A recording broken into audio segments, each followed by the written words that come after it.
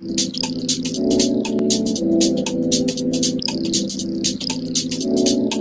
is no set beat in house music, and I would like to stress that. There is no set beat in house music, and I would like to stress that. There is no set beat in house music, and I would like to stress that.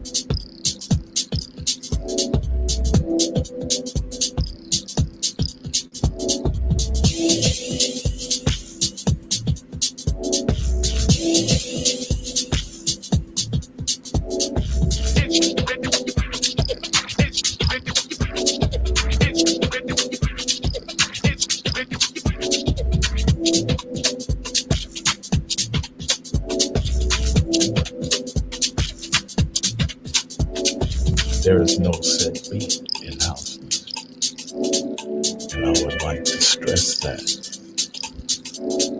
There is no set beat in house music, and I would like to stress that.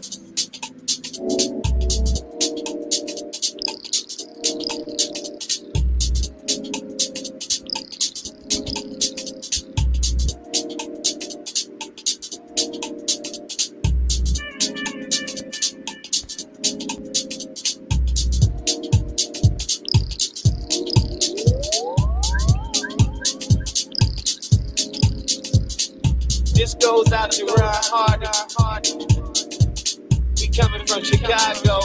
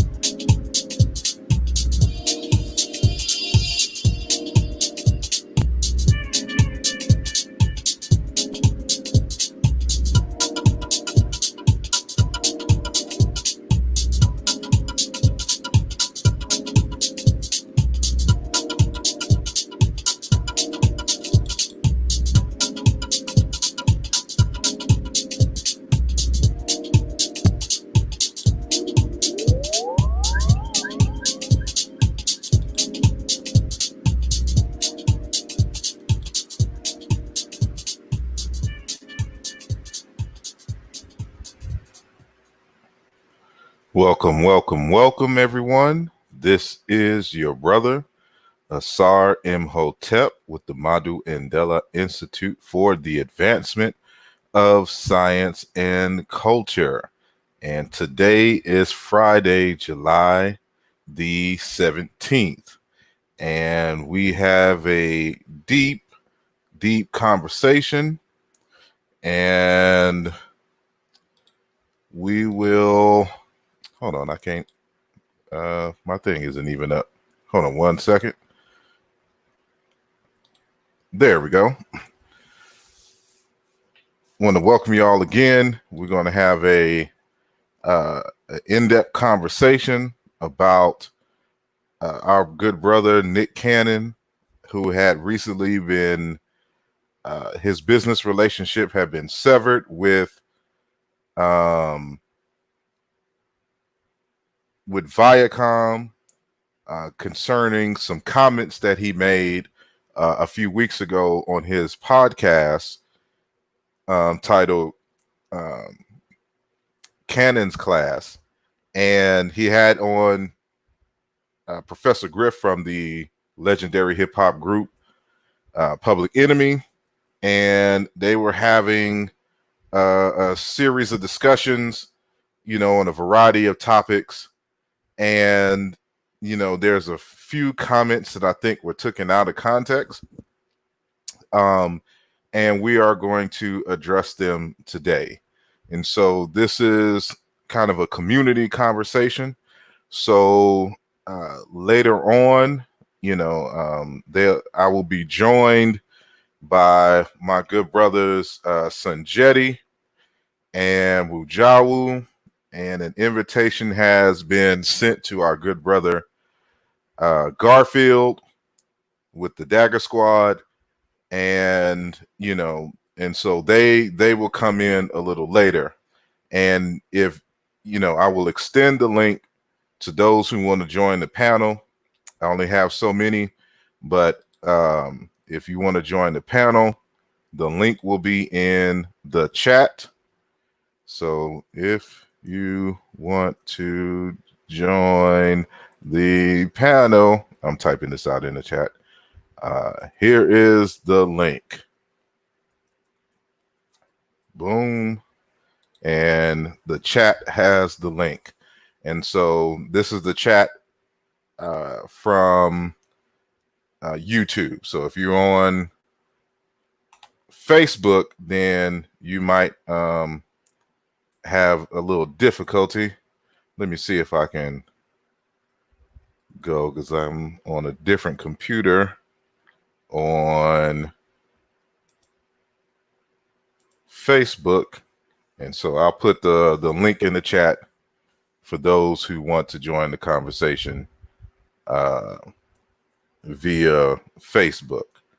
So, but yeah, I wanna get y'all, questions. And hold on one sec. I am currently live now. So those who are on Facebook, if you want to join panel, here is the link.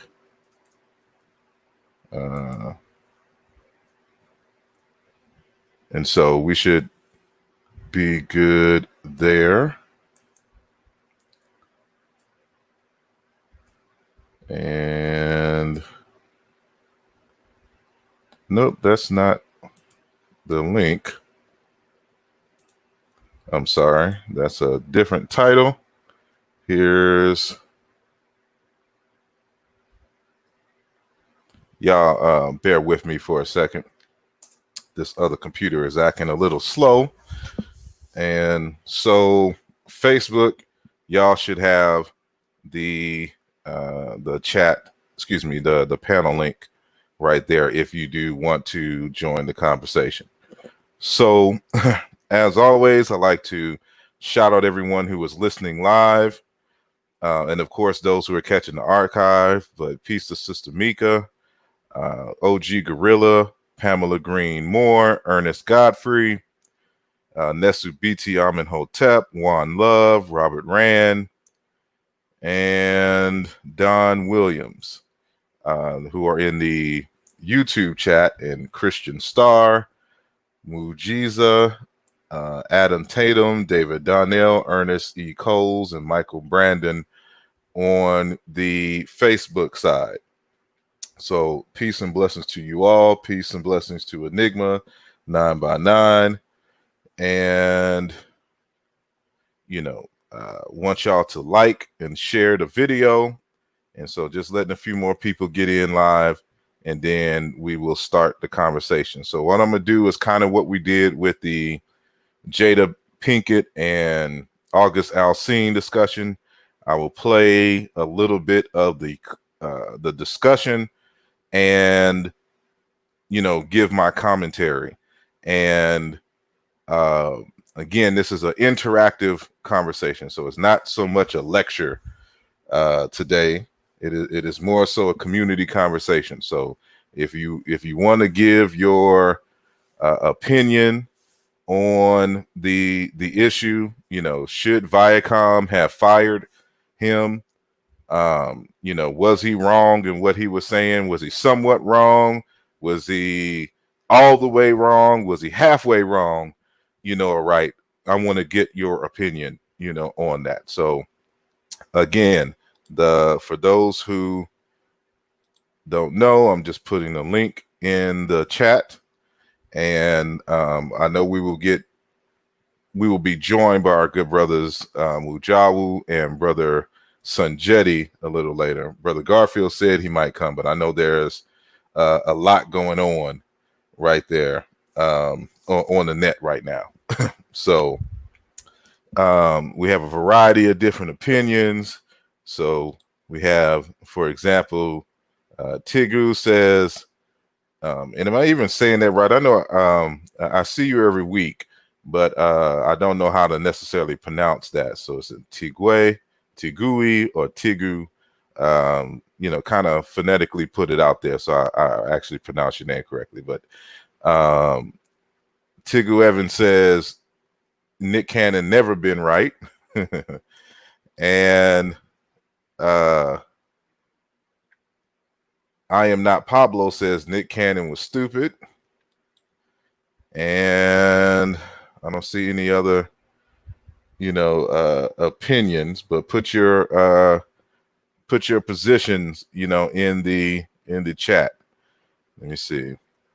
OG Gorilla asked the question, how were the Hebrews allowed to hijack the word Semite? It refers to a group of language speakers, and we'll get on that tonight, because I think, matter of fact, that was addressed in the actual program, and Super Kapuka says that they stand with Nick. I stand with Nick. I think is a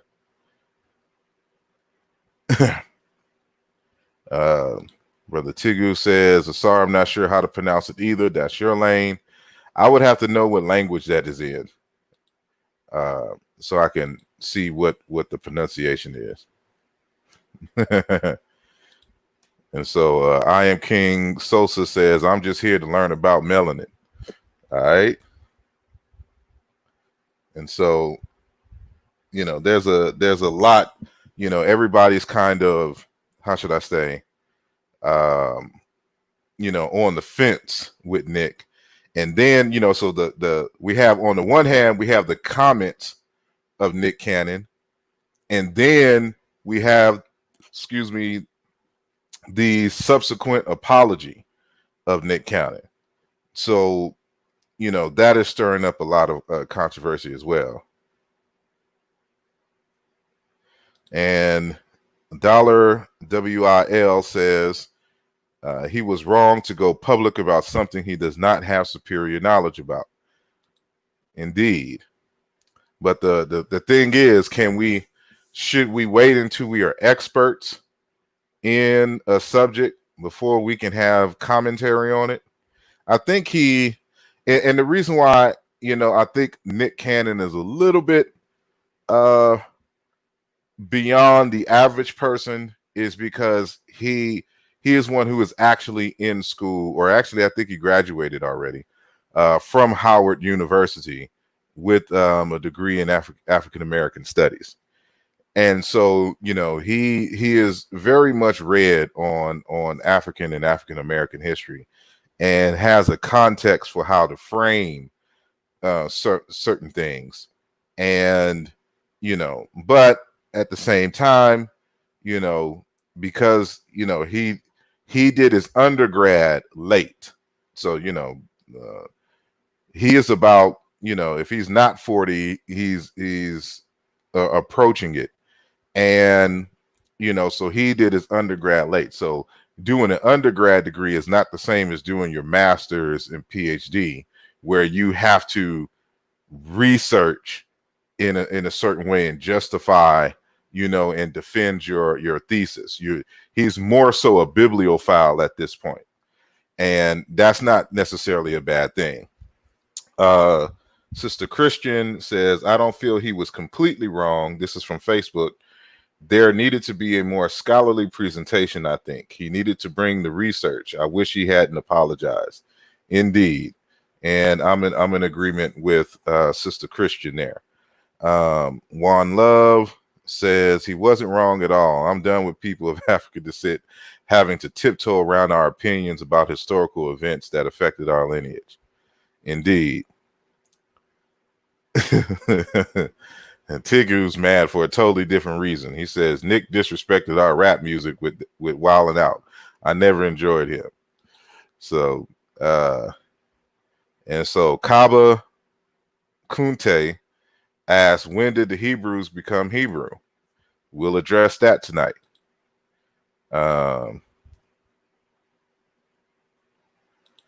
He said, given his age and life experience, he was also wrong to not anticipate the fallout.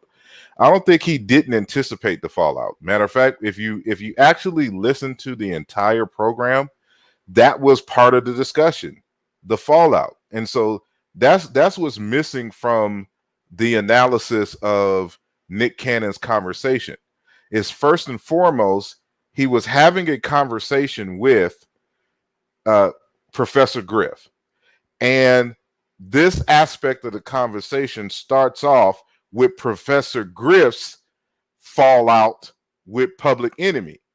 And Professor Griff is given the reason for why he was kicked out of the group and why, Chuck D went on this apology with the Jews because of the statements that were made by Professor Griff. And so it is within that context that the conversation comes up. And so we got to put this in its proper perspective. So since they're talking about Jews and the whole concept of cancel culture and fallout, that was already in the forefront of Nick Cannon's mind. And so we'll get into that. Mel P says, I don't agree with him apologizing. However, I can understand if he got scared. Don't like that he's now playing this guilt trip on black people. Like he doesn't understand why his apology is upsetting. I can see that. Cujo the African says Nick Cannon is a performative shea butter fake woketivist.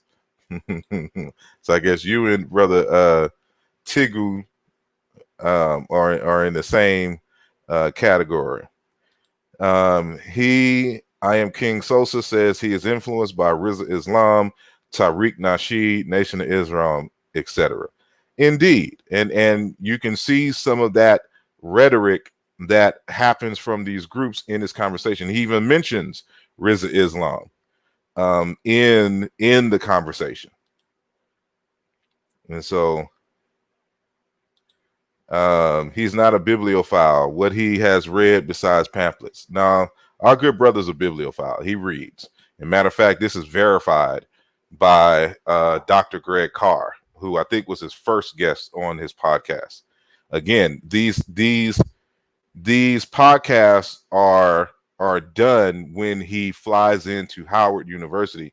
He goes to that school or has recently graduated from that school.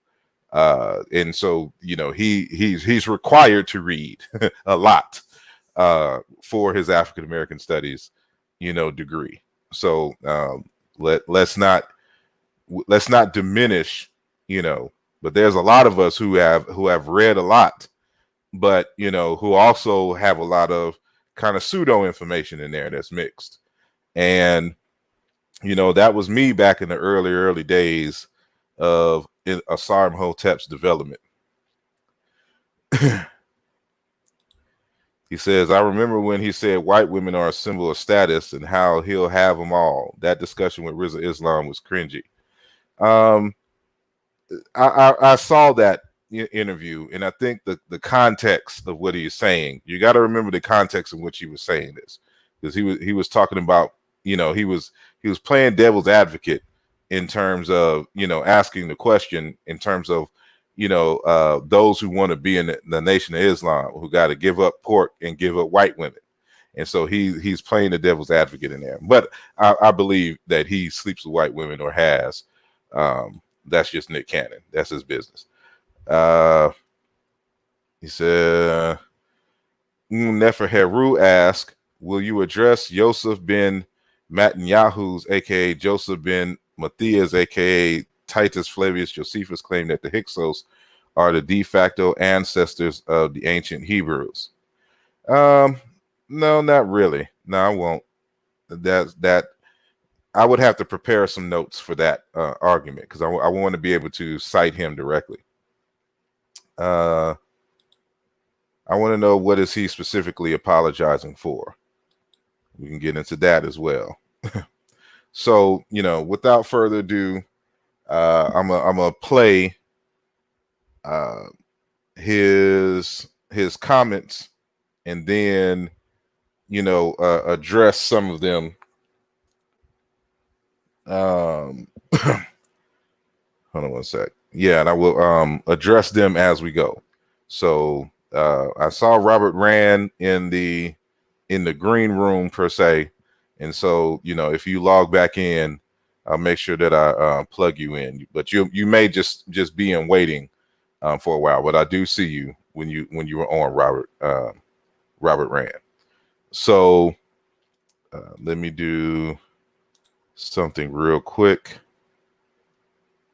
Let me open up a file, because some things I just put together a little document, so if I have to go reference something, I can move in that space. Where did I? Oh, there we go. So open with Adobe Acrobat, and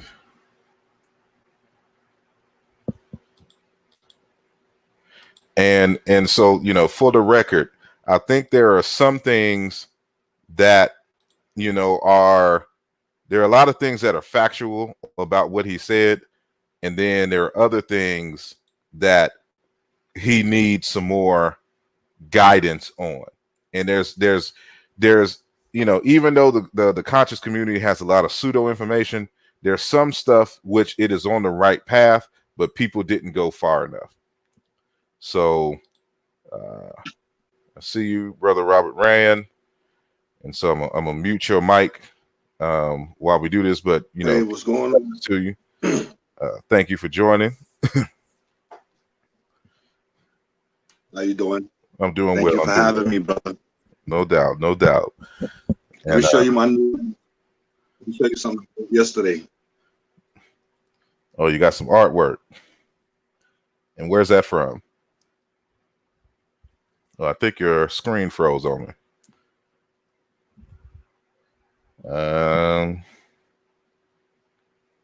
Yeah, I think you froze on us. So if you can hear me, just kind of log off and then log back in, and we'll get it right. So I'll just mute you just in case. And you don't even want to mute you, so I'll just remove you there. So his screen froze, so there's something wrong with his computer. But I'm going to share my screen right now. So y'all let me know. Peace, brother Jonathan, out on Facebook. Peace, Conan Lee. Peace, Jermaine A.M. Moss, Michael Irvin, and Womp Womp. Thank you for joining the conversation. So what I'm about to share, now is, excuse me, the discussion, of him. So this is his podcast that he does at Howard University called Canon's Class. And so his guest is Professor Griff. Let me just try to skip around. All of these books are available. We'll just start off on top. If somebody wants to get your newest book or any of these books, how do they do it? Well, it's really simple. I'm approachable, and I'm there for people to reach me. Everybody and their grandmother has my phone. Yeah. 678-557-2919. Or, Damn, that's real. That's super no, solid that's right real. there. That's my cell phone. 678-557. That militant voice. Where did all of that come from? So, they're just going through, kind of early development of Public Enemy and his role in the legendary group Public Enemy. Right. Dynamic. Right. I guess some people didn't even understand my role being the minister. Every element of my hood. There was a mutual level of respect. A lot of people outside of those people that I mentioned couldn't believe it. Yeah. Y'all saying what y'all saying, man. Y'all not. People say that about me to this day, like, yo, how you doing this and still doing that? But so I feel you on that. I questioned. I'm like, he up in that space. How you moving? Like, That's why I asked you earlier about your health. Are you good? Yeah. And now, even now, people like, because the documentary was just a part of it. People like, man, you gotta watch who's preparing your food for you. You gotta watch how you move. And it's not even on something like we're not operating in fear, but Right. the fact that we speaking so much truth that we just gotta be more aware. And I felt like y'all brothers was aware, and that's what I really want to get into, because you talk about the grand design, and we talked about the neutralization of our messages and our people. That happened to you in a real way, in real time, to where you were the one that everyone came after when you started to speak. And I mean, I know you've spoken about this so many times, but I just want to, give context to some of these younger people out there, to where Public Enemy has such a voice and was waking up so many young people in our community through hip hop when it was still new. And I want you to talk about it, because I don't want to, because you here, but there was but you have to help me contextualize it. Yeah. So as I saw it as a young man, that as the Minister of Information, and like I said, it's an honor to have the Minister of Information in Cannon's class, but you had so much information and was so fearless in your message. And through Public Enemy, I felt like you were the one that had the most substance and weight in speaking unapologetically, because Chuck had to do it. He was the MC. He couldn't be so out there in his message, and he had to make it fly. He had to be an entertainer. But you were like, I'm just giving it to you raw and uncut. And if you could contextualize it and kind of, because I don't know the entirety of it all, but from my understanding, there was some information that you put out there, specifically about the Jewish community, that again, where you were asked to apologize, or the entire group was asked to distance themselves from you, and that was kind of the first, that as I saw, the divide of Public Enemy, to where they had to go on and continue to be an entertainment group, and you stuck to your guns and said, I'm Griff, I'm Professor Griff, I will always be the Minister of Information, and I'm not going to apologize, so I'll step away and be myself and allow you guys to go on. Please expound on that and just enlighten us all on how it really happened, because that's how I saw it, and that's what I was told, but I would love to hear firsthand what really happened with, one, what was actually said, why they asked you to apologize. And I mean, I didn't know there's some subtext and some other characters like the Leo Cohens who are a part of that process, and the Bill Adlers. Yeah. And so please just break it down from how it happened and to where we are today. Well, so I'll pause it right there for a moment. So you see that the conversation starts off in the context of, basically, even though they didn't use the term back then, cancel culture. And there's this whole notion that you have to apologize when you are speaking your own, special cultural truths. And so now, again, for those who are familiar with the history of Public Enemy, Professor Griff made some comments in terms about the relationship between, Black people and Jews in historical times. And he was accused of being an anti-Semite. And because, Zionists like to throw anti-Semite at anybody who critiques anything that Jewish people do as a collective, then you know, again, that term is thrown at them. And so under the pressures, because of course the record companies are owned by these Jewish owners, you know, Public Enemy was feeling that pressure. And so, you know, he left the group as a result, you know, of that for a time. And you know, so this is where you know, he is picking this up.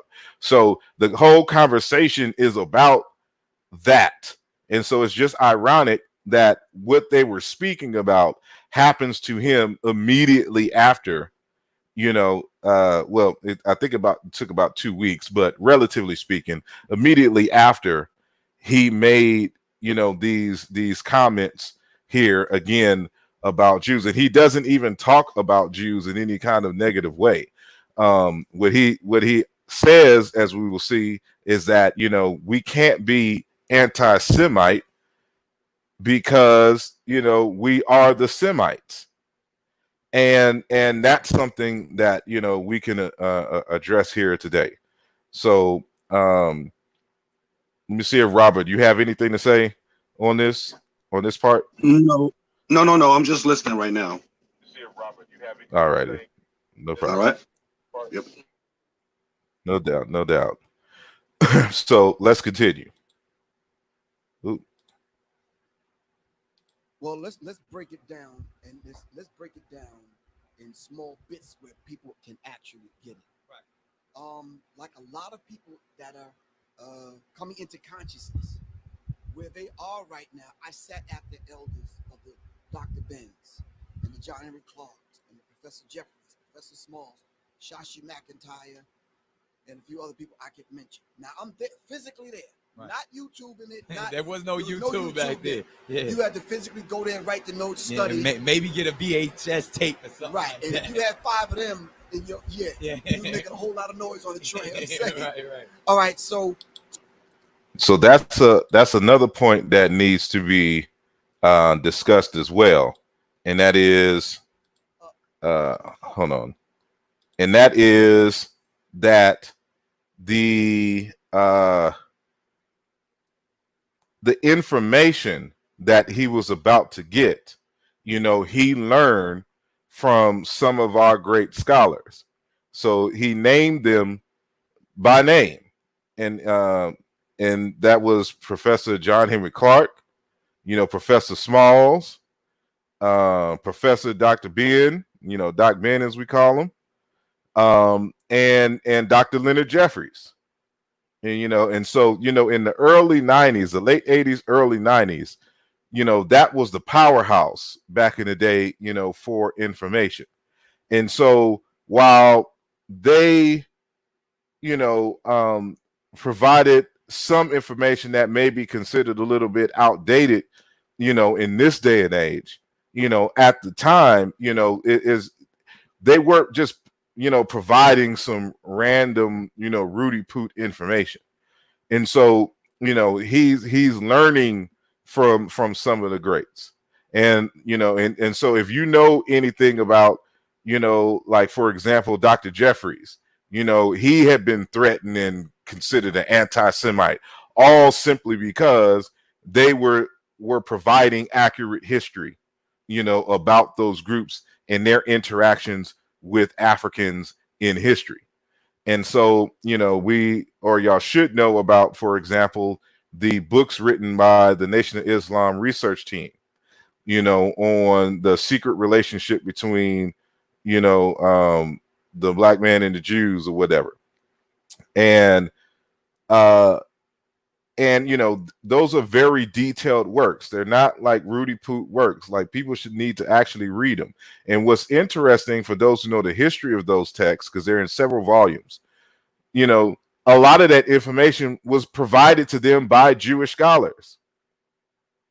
And so, you know, this is interesting. And so what we see is they like to throw these value judgments at them, at people, you know, who critique their work, but they never, ever want to sit down and engage in a scholarly debate on the issues. And so it's easy for them to just be at a distance to say, you know, you guys are anti-Semitic and da da da da da, you know, but they never want to go toe to toe and examine the information for which the conversation was built on. And that's what I find problematic about, you know, that group of people, and, you know, like the Anti-Defamation League and things of this nature. And so if I was Nick Cannon, you know, but y'all know me, I just love to debate. I would have challenged them to a debate. Like, let's have a public debate. We can stream this debate, and you could present your counter information, and I could present mine. You know, he would then put together, you know, a team of people and analyze this. And so, you know, we know that some of his information is not, you know, all the way right and exact, but it would have to be demonstrated as so. And so you just can't just say someone is wrong and then not be able to demonstrate it. So the burden of proof is on them. Well, I mean, it's on him, but it's in a general conversation. This isn't in a book or something to this nature. But since they want to say that he's wrong, the onus is on, you know, saying that group to say that he's wrong. And that's how we get the information, you know, ironed out. But they're afraid of debate. You know, when it comes to information that they know they're wrong, you would never, I ain't gonna say never, but you'd be hard pressed to see a debate about the history and the merits of the occupation of Palestine by Jewish people. It's not going to happen, because, you know, now they will go on record, you know, in terms of the atrocities that were involved and that continue to be, you know, evolving in that region. So, but so we'll continue. With a rabbi. Right. This is recent. Right. So, and I'm in front of a room full of Jewish people. And I'm asking basic questions, and maybe you can help me out. Right. Let's look up the word anti-Semitic. Right. Who are the Semitic people? And then we're going to get to the public enemy. Right. So I looked up who is the Semitic people. And there's a list of Semitic people. And anyone can do this right now. You can look up who are the Semitic people, what are the Semitic languages. Right. Has absolutely nothing to do with anyone. Right. Not at all.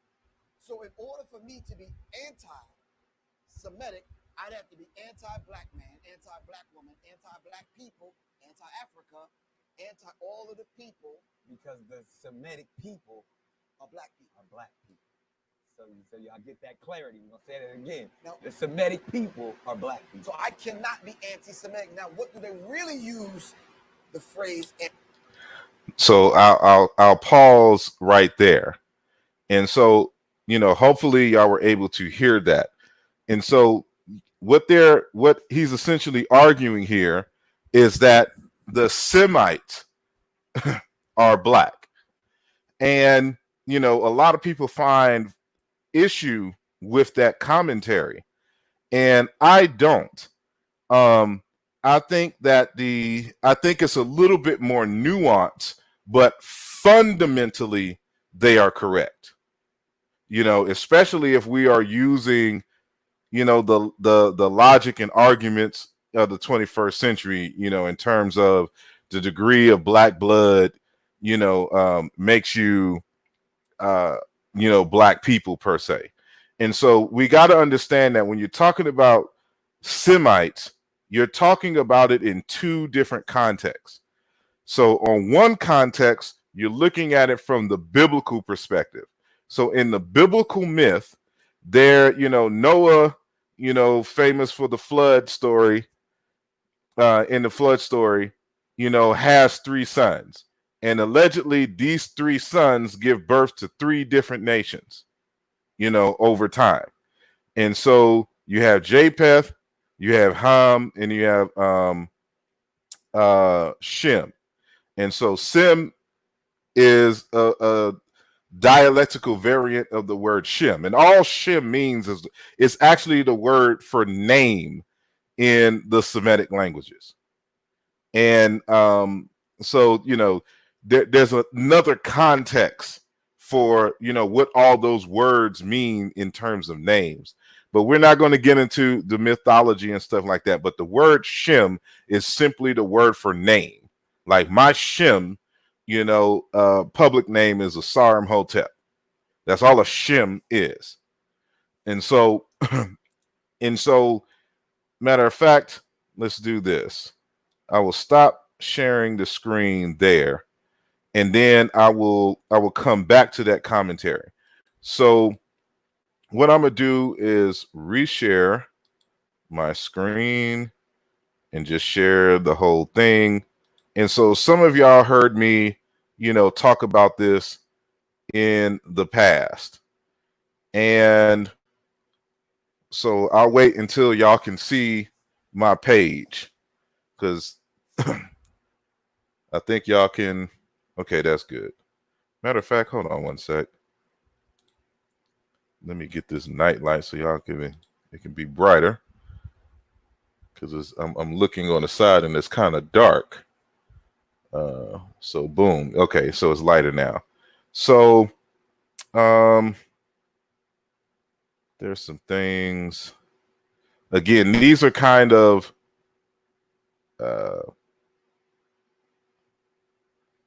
discussions I've had before, but as I was mentioning, there's two contexts for what a Shem or a Shemite is. So in the biblical context, it is dealing with a group of people, and so you have the Ishmaelites and others who are Shemites, and then out of Shem came this one lineage that ultimately became the Israelites. And out of the Israelites, the so-called 12 tribes, one of them was named, Judah.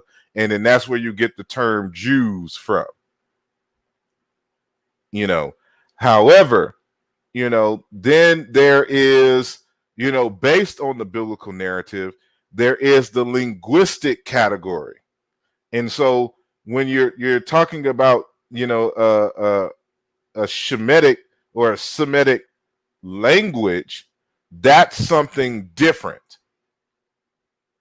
and so there are it's still kind of a play on that, but a Semite in this terms, in terms of language, applies to a variety of different language groups. And so, for example, as you can see on this map here, we have the Iblaet language, Aramaic, Akkadian, in terms of those Eastern Semitic languages. Then what you see circled here in red is what we call the Central or West Semitic languages. So you have Etio-Cypriot, Ugaritic, you have Phoenician, Maltese, Punic, Ammonite, Hebrew, Moabite, Edomite, Nabatean, Ancient North Arabic, and Philistinian, and it really should be Canaan, and then Hebrew as a dialect of the Canaanite, language, and Arabic is in there as well. And then you have what is called Southern, Semitic languages, and that's kind of down there in Yemen and all that. Some only, and those are like for, like example, Ethiopian and Old South, Arabic and things of that nature. It's just a third branch. So it's broken up into 3 branches. And so, so we got to understand it within that context. So we can actually accuse the Jews of being anti-Semitic because, their dealings with the Palestinians who are also Semitic speakers. And so their treatment of the Palestinians would cause them to, in the rhetoric behind their back and forth, one could accuse them, rightfully so, of being anti-Semitic. And so that's on that there. So a lot of a lot of what they're saying, you know, has to really kind of depend on what time period you're talking about. So remember that, let's assume for right now, you know, for those of y'all who know my personal arguments, my linguistic arguments, that the Greenberg model is right and exact. That is, that there are 4 language phyla: Niger-Congo, Khoisan, Afro-Asiatic, and what did I say? Nilo-Saharan. So let's assume that those language categories are correct. The Semitic languages are considered, they cluster with the African branch of languages. So you have to ask yourself, how do these languages over here in the Middle East, how do they cluster with all these other languages where everybody is varying degrees of blackness?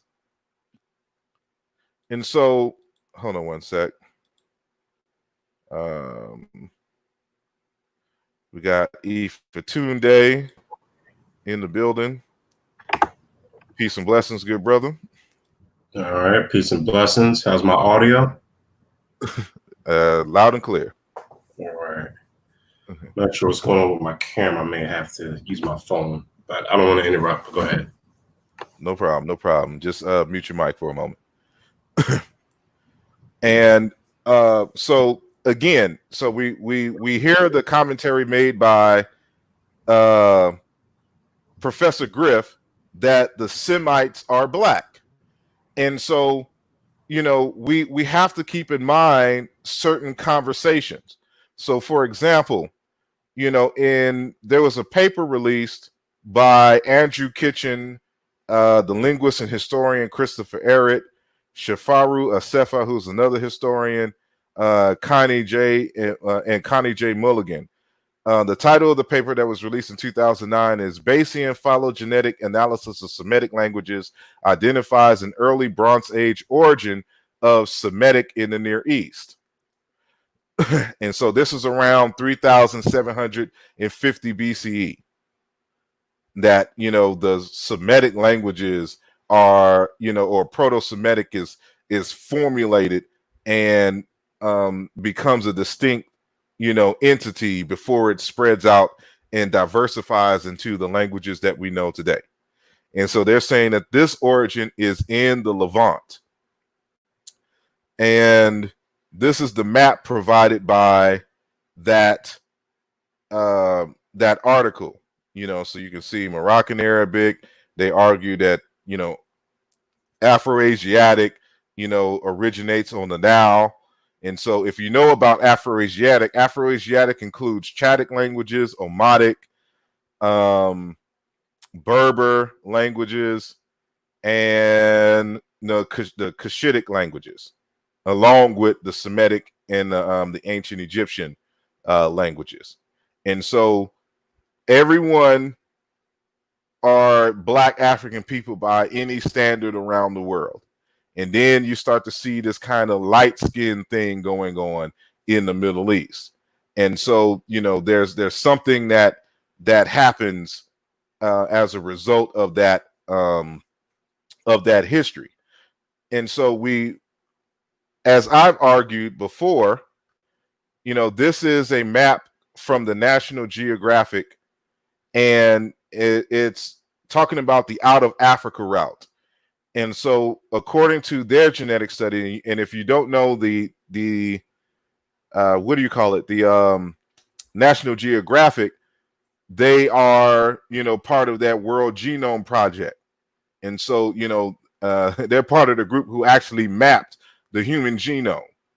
And so in this article, from which this, in terms of the out of Africa route, that you can see these arrows that represent the migrations, the proposed migrations based on DNA analysis.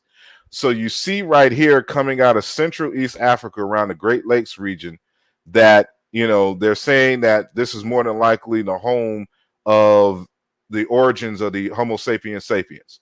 And then, you know, out of Africa, they left in the southern part of where Yemen is now, and then hopped over into India, right? And then spread out in different directions around the world.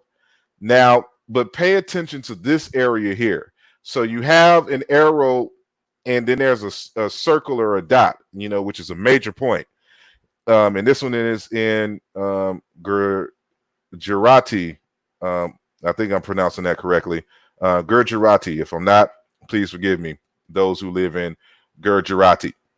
But anyway, but then you see out of India, there's these migrations. One's going up to the Caucasus, in the Black Sea area, and they populate Europe and even this parts of Asia. But then there's another split from them that goes here into the Middle East. And so remember, the out of Africa events, is anywhere between, 50 and 30,000, BCE. And so all of this is happening around this time. So remember that the other folks leave and populate the Americas by when during the Ice Age, they were able to cross this and populate, and that's around 20,000 BCE, et cetera, between 20,000 and 14,000 BCE, if I'm correct. But the point being here, and why this is important, is because there were already people here, and so remember the date for the proposed origin of Semitic, 3,750. These migrations here are long ago, way before, around 4,000 BCE. So what we're dealing with here and what we're arguing is that the Semites, we can tell this by the languages itself, and that's another discussion altogether, but that there's an admixture here. And so what does Christopher Ehret say in this one interview? So this is Christopher Ehret here, the linguist and historian out of UCLA. He says the early Semites were just a few Africans arriving in the Levant to find a lot of other people already in the area. Let me repeat that. The early Semites were just a few Africans arriving in the Levant to find a lot of other people already there in the area. So when you're talking about the quote unquote, the pre-Proto-Semites, these were Black African people. This is why their languages cluster with the African languages. And so when those few African, pre-Semites or Semites migrated and lived among these people in the Levant, there was admixture between them. And so some still kept the color because there was really different waves of folks in this area. And so when Professor Griff is talking about, the Semites being Black, he's not lying, but at a point they're like admixture. So do you want to count them? So the question then becomes, do you want to count them as Black, even though their color has changed over time? Because, these waves of African people came into this area at this time, and those people who've been here, as part of the later migrations out of India and things of this nature, are folks who, this is, the first waves, the first and second waves of the out of Africa events. So we're talking 20, 30,000 years. And there's evidence of people there, probably even 50,000 years, in this area. So those are the original people there. So what happened was that these original people here who back migrated towards Africa from India adopted the African languages. And that's why you get the similarities between Semitic and these other African languages, that you have to classify it with these other languages. You have to classify it with Cushitic and Egyptian and Chadic, Omatic, etc. You know, the Somali languages and all of this other kind of stuff. And so, you know, it is this context, and this stuff has been known. If you read Chancellor Williams, you know, this is something that he's argued in his Destruction of Black Civilizations. So that information that Professor Griff was getting from Dr. Ben and Leonard Jeffries, it was based on sound scholarship.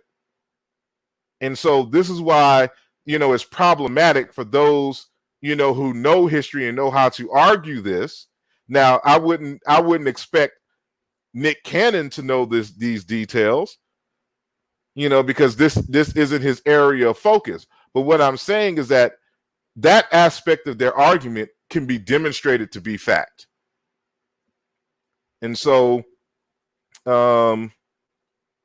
this is how they ended up looking, you know, in the historical times. So the Egyptians are showing, you know, the quote unquote Asiatics, but these folks are like just light-skinned Indian types who with African ancestry,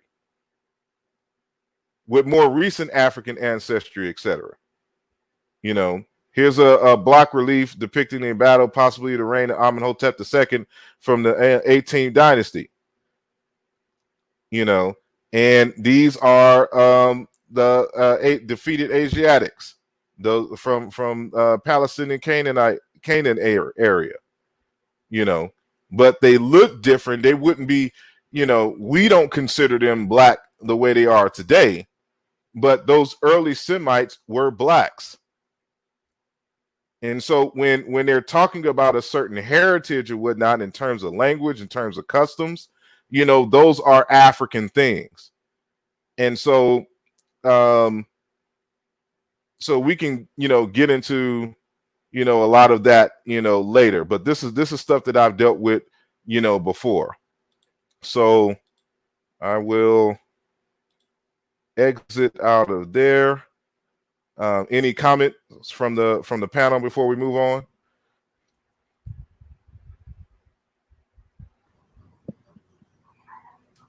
No, you can keep going. Good. All right. So I don't know how much you were able to catch, but we've been playing, you know, just bits and pieces from the Cannon's class conversation, and I'm just commenting, you know, every few minutes, you know, that we watch something. Well, okay. Then on that note, it would seem that, you know, whenever you have someone of African descent, granted, everyone doesn't, you know, use African as their descendant line, at least in conversation.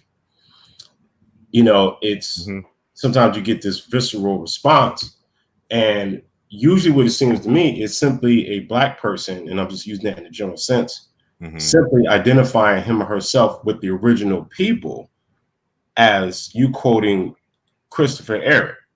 They're simply identifying with those original groups. They're not denying who currently occupies these areas. They're just identifying with the original people. Exactly. You know. So I may have some more on that, but I want to leave room for maybe the other brother want to comment on it. You there, Brother Robert? Yeah, I'm still here. I'm listening. All right. Well, I'll continue. I agree. Okay. No, I agree. I agree with both of you. All right. Let me continue. All right. Anti-Semitic to do. That's the thing. To divide. Exactly. Right. So they put this title on you, anti-Semitic, and then they neutralize you, separated me from the group, say he's a Jew hater, he hate white people, he hate gay people, he hate all white people with freckles and red hair, whatever. And they put that on me, which I've never said these things. You understand what I'm saying? I just ran down the history given to me by my elders. And anybody could read this for themselves. So it ain't a Professor Griff hating people thing. Right. Now, closer to what happened with the public enemy thing, brother by the name of James Baum, one of the X1Ws in the group, gave me some information because he was in touch with the research department of the Nation of Islam in Boston. Right. Got the information. And we talk about the secret relationship between blacks and Jews. Right. It was a manual. It wasn't. Asar, can you turn it up? It's low, very, very low. Well, that's the loudest.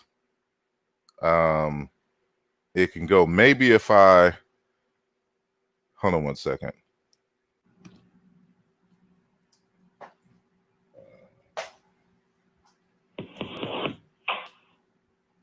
Let's see. Okay, can y'all hear me? Yes. Okay. Let me know if this is louder, because I'm trying to see if the feedback coming into the speakers will make it louder. Those so I can get me a copy. Right. The brother recognized me. Oh, you that dude from Public Enemy, man. Right. That's very loud. Yep. How was that? That was loud.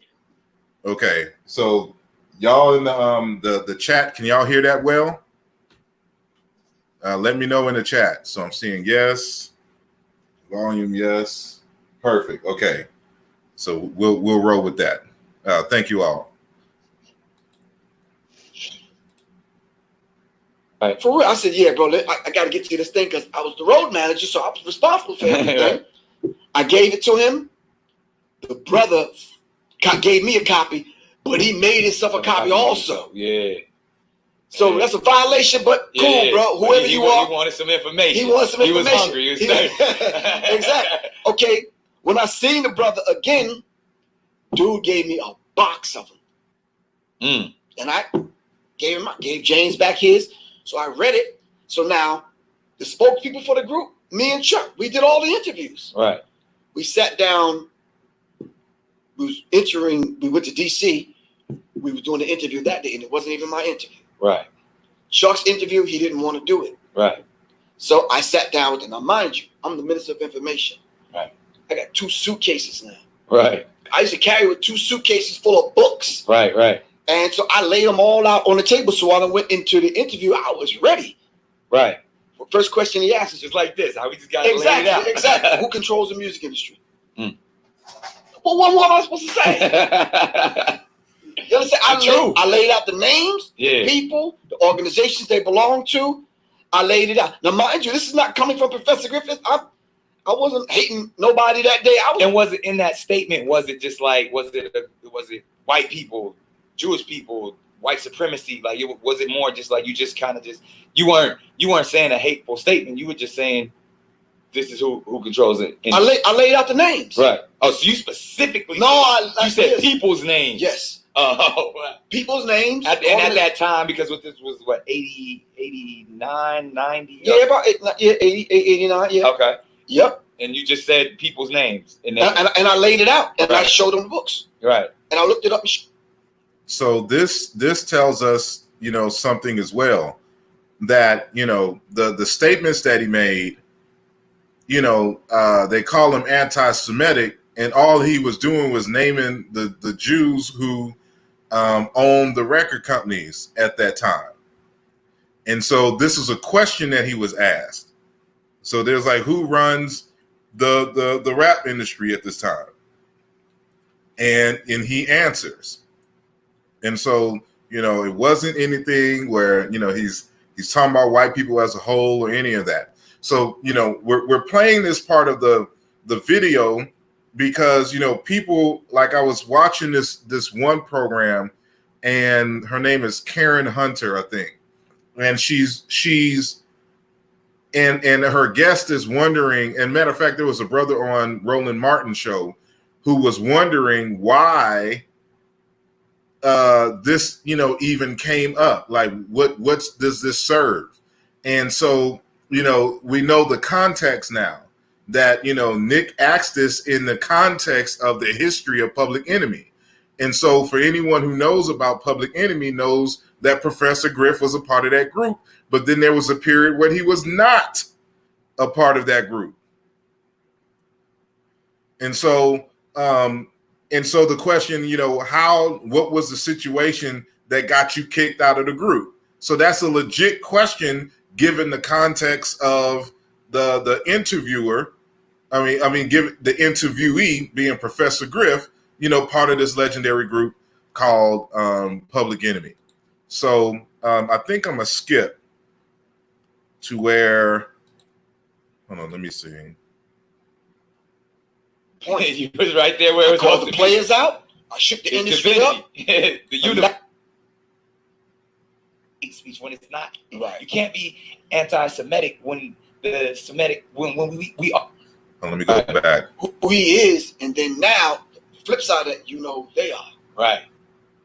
So let's dive into it. Who are they? When we speak of, because this is where it truly is, and we talk about the 6 corporations. When we go as deep as the Rothschild, centralized banking, those the 13 families, the bloodlines that control everything, even outside of America. When we talk about the people who, if we were truly the children of Israel, and we're defining who the Jewish people are, because I feel like if we actually can understand that construct, then we can see that there is no hate involved. When we talk about the lies, the deceit, how the fake dollar controls all of this, then maybe we can get to the reason why they wanted to silence you, why they wanted to silence Minister Farrakhan, and they want to throw that we are having hate speech when it's never hate speech, when it's not. You can't be anti-Semitic when the Semitic, when we are the Semitic people, when we are the same people that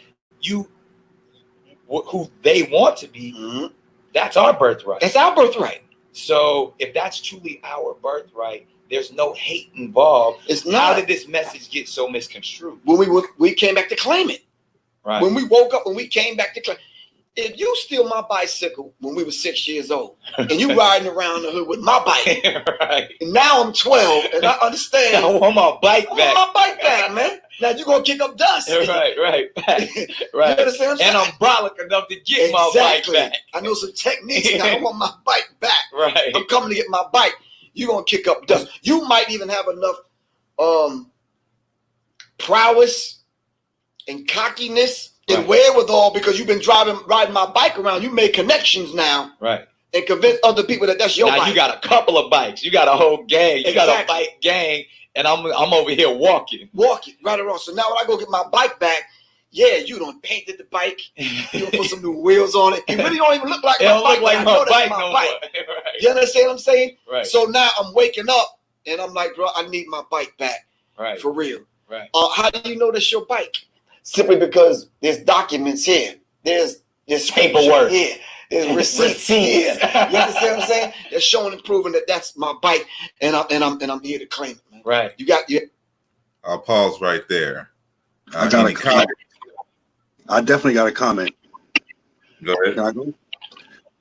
The problem that I have with that segment right there, I found nothing but conflation and rhetoric. You know, if you're gonna talk on an historical subject matter, you better come correct.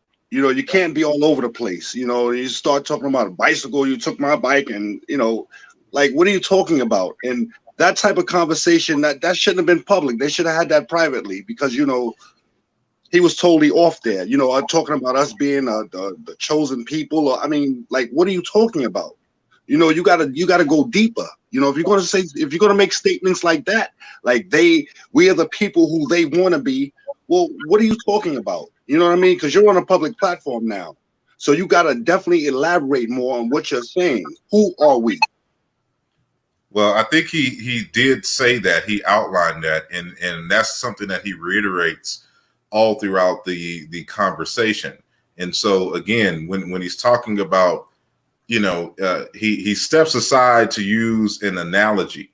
So what he's saying, you have to have heard what Professor Griff said just a little bit prior to that.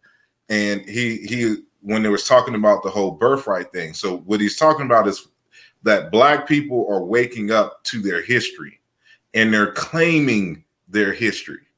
Whether we're talking about Africans in India, whether we're talking about Africans in the Middle East, whether we're talking about Africans in Europe, and of course, Africans in Africa. Black people are waking up and taking claim to their heritage no matter where it is. And so what he's saying is that you're getting a lot of pushback for a lot of folks that's trying to hold on to your heritage.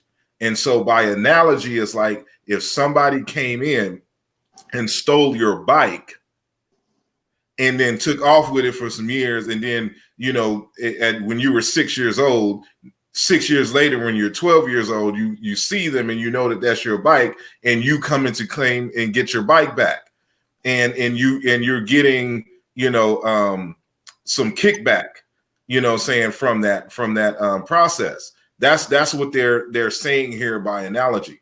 And so keep in mind that, you know, normally his shows are only like an hour or whatnot. So he's not going to go. It's a podcast conversation. It's not an online lecture that we normally do. So I don't expect him to necessarily go into that detail. He's just mentioning, and we'll see, he's going to bring up the banks and all of this other kind of stuff again. And you'll see that he even challenges certain ideas coming from the conscious community regarding them. So, you know, part of the conversation, you know, has to deal with, you know, like all conspiracy theories are not totally wrong. Like there's elements of truth in them that certain people take way left in some instances. But, you know, and they get into it when they start talking about, for example, the Illuminati. The Illuminati was real. That's a real entity, you know, in history. And so people try to act like, you know, somebody just made this stuff up. No, the Illuminati is real.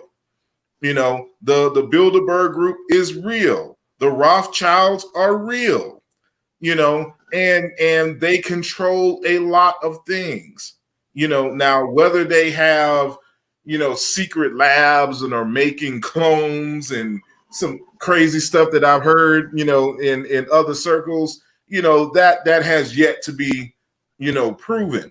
But the problem is that people are willing to quickly dismiss everything, like what they say, throw the baby out with the bathwater, because they don't agree necessarily with a conclusion. In this kind of context, what you do is that you find the real facts, and then you say, you know, on these other points, we don't have evidence for that. So, you know, I will wait until the evidence presents itself. There's a scholarly way in which, you know, you can argue even against those things. But, you know, unless somebody is saying like aliens came and abducted the Rothschilds and made them do yada, yada, yada, you know, that's out there. So sorry, go ahead. Well, here's another problem I have with that is Griff. You know, Professor Griff, he's an elder statesman. He's older than all of us. And he's been down this road before. You know, he has a lot of experience with this. And he should have known better. You know what I mean? He should have known the position that he was putting Nick Cannon in with this subject matter. But I thought he didn't bring it up. Remember, Nick asked him the question. He's just answering the questions that Nick asked him. They're on a podcast. So you answer, right. You know, so like, remember, like there's certain things that Professor Griff is saying, and then there's certain things that Nick is saying within that context. And okay, so it's kind of different. So let me ask you, juxtapose yourself with Professor Griff. How would you have dealt with it? I'm sure you would have dealt with it much differently. You know what I mean? Me and Professor Griff take a side on a totally different. See, I know how I would handle it, but then again, I'm not Professor Griff in the legendary group Public Enemy, you know. So they're talking about that history of him being and why he got kicked out of the group, and he's telling you what they were saying and the kind of, you know, logic that was happening. So there's no way that I would. He's just answering it based upon, you know, his real life experience. So there's nothing I can substitute in there because that's his experience. So that's all I'm saying. Regardless, nothing that they're saying at this point is controversial at all. You know, we're going to get to the controversial stuff, some of the pseudo melanin stuff. We'll get there. But right now, as of this point, as of 26 minutes and 40 seconds, he hasn't said anything controversial that can't be backed up by history. Okay, so you don't find controversial him saying that we're the chosen people, and we're the people that they want to be, and they stole our birthright? I mean, you don't think that? No, you saying that publicly? That not at all, because if you believe, for example, that the Egyptians, but you can't prove that. Listen to me. Yes, you can prove it. If you believe that the Egyptians were Black African people, remember the story according. Let's assume, for argument's sake, that the Bible is a history book, and that what they're saying is right and exact. The Israelites come in to Africa. First of all, they're already a mixed breed by this point in history. They come into Africa no more than 70 people and leave out 1 million and something people, according to the text, leading with 400,000 men in terms of the Exodus in a span of 400 years. Now, you naturally having children amongst them, even if you were exclusive, you would not produce that many children, coming out at this time in that time span. You are mingling and mixing with those Egyptian Africans. And even the text said that they came out with a mixed multitude of those Africans and Egyptians that left with them, who found themselves and migrated up to Canaan, which is why you have, first of all, I wish I was in Philly and I had my book. A lot of the Hebrew names are actually Egyptian names. A lot of the customs are Black African customs, and this comes because in that multitude was already Black African people. Part of that is their heritage, is your inheritance. And so if they want to lay claim to that, that's their, Black people, that's their business. It's no different than, for example, when the Semites came into East Africa and was sleeping with Africans on the East Coast. And, now you have all those Africans with the Cohen gene and things of this nature. That's part of their heritage in terms of the Middle East. They can claim that, and they're Black as hell on the southeast coast of Africa, with these Bantu speakers. And so, and matter of fact, let me unshare that and reshare this screen here.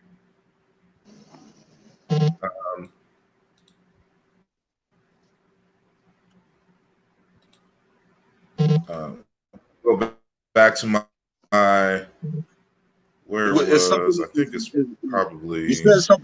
You said something very interesting. You said if we take the Bible as a source, if we take the Bible as a historical source, so by that logic, is there conversation when they get up into that point, when they start talking about Jews and Black people, are they speaking from a biblical standpoint, or are they speaking from a historical standpoint? It depends on what the nature of the argument. I'm saying let's assume for the sake of conversation. I'm not making an argument for or against its history, but they do have a text which talks about a historical point in their history, dealing with the Africans. But we got to understand that, being Jews is not simply a matter of like they were part of the biblical history per se. And so, like, when you look at this article that I'm showing here, this is the title of it is Surprise, Ashkenazi Jews are genetically European. And this is the link to the Live Science article from which I'm quoting here. And this is a picture of one of those Jews. The origin of Ashkenazi Jews who come most recently from Europe has largely been shrouded in mystery, but a new study suggests that at least their maternal lineage may derive largely from Europe. Though the finding may seem intuitive, it contradicts the notion that European Jews mostly descend from people who left Israel and the Middle East around 2,000 years ago. Instead, a substantial proportion of the population originates from local Europeans who converted to Judaism, said study co-author Martin Richards, an archaeogeneticist at the University of Huddersfield in England. And it goes deeper into, which I'm not citing right here, the article talking about how the pastoral, like the paternal, like a lot of men came into, Europe and was marrying, interchanging, admixing with just normal, quote unquote, white Europeans. And this is how, and these people converted to Judaism. But that's because they converted to Judaism and adopted, saying the culture, this is part of their heritage now. And so it's that, being Jewish itself has little to do in the modern time with actual genes. It's a culture and it's a language. And so you can be a Jew and not be, whatever, but everything that the Jewish culture, the foundations of it is built on an African template. Now, they modified some things because they rejected certain aspects, like the notion of multiple deities. What they did is they collapsed the deities into personages and tried to make them real people in the biblical text while trying to preserve the myth of one God. And so that's another discussion in of itself. But it's built on an African template. So if we claim all African people, I practice the Yoruba system of Ifa. I may have no genetic connection to the Yoruba people specifically. If I have any Nigerian heritage, it could be Hausa, it could be Igbo, it could be some other group. But because, we have this Pan-African, stance and whatnot, we claim it all. And so we claim ancient Egypt, we claim the Ethiopians on the East Coast, we claim the Southern Africans, we claim the Khoisan, the Batwa, the Bantu, the Senegalese. We claim it all as African people.